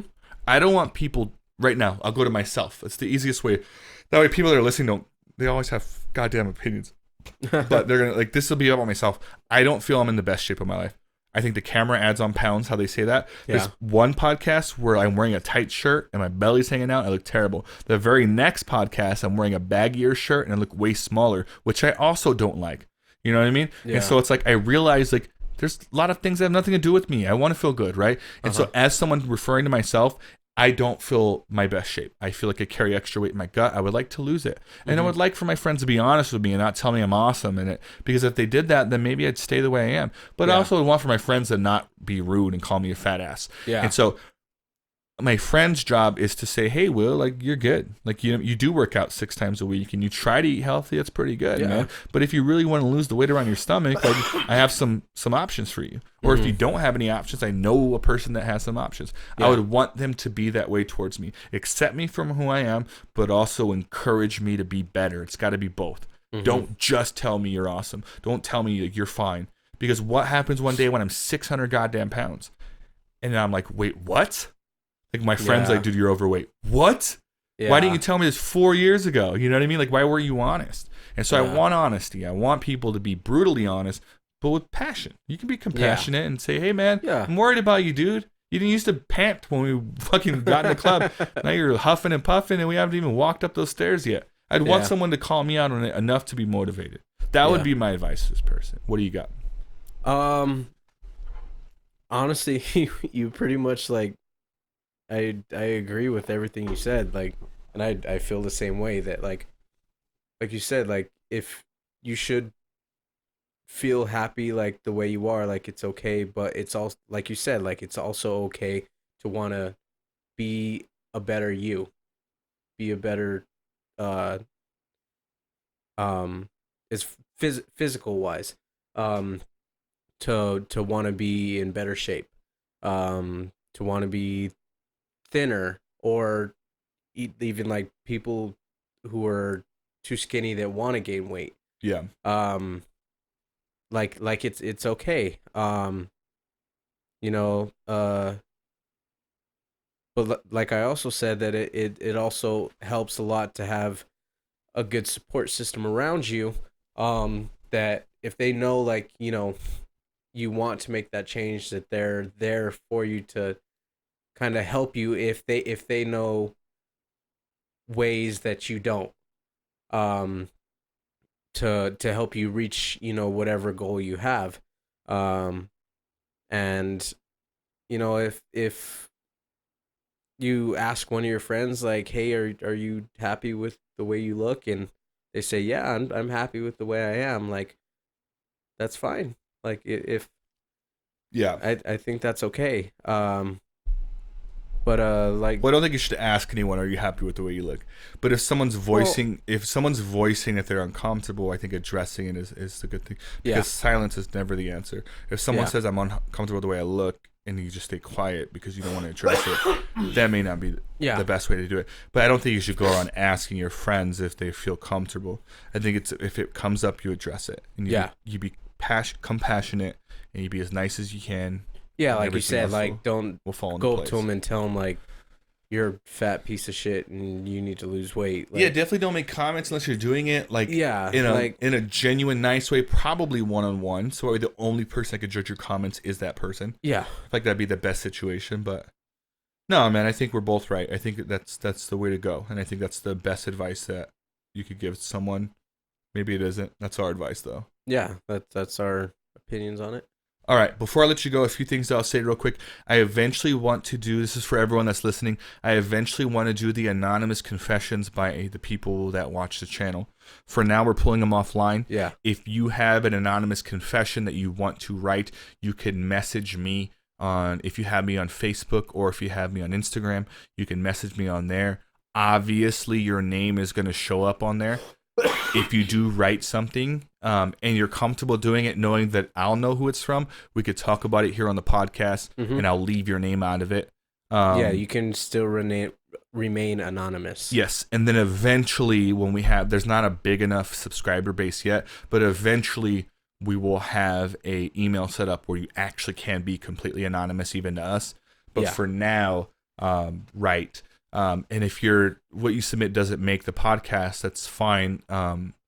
Write anyways, until we have someone that writes that we feel comfortable talking about. But write your story, put whatever details you feel comfortable with, and I will promise you that whatever you write or message me, if you say, hey, Will, this is for the podcast, I thought you could talk about this, here's my confession, write it, and I will know not to say your name. I will only say the information on there. Yeah, you can. I'm always available. Also, you can write me as well. And like Will said, we'll keep you anonymous. And because I think it's more important if it comes from the people that are watching because they want the answers. Right now, we're doing it because it's I pick specific ones that I think will be interesting topics that I think might relate to people that are listening. But I'm guessing. I'd rather get it right. So if you wrote some stuff in and that you want to talk about it, we could probably pull that off. Either way, second podcast for me and you. I think it was pretty awesome. I appreciate you coming down, sharing your thoughts, and let's see how this one does, brother. Hope it goes good. Much love. Yes, Keep it professional, bro. Yeah. What, did you wash his hands? Yes. From our conversation. All right, brother. Woo!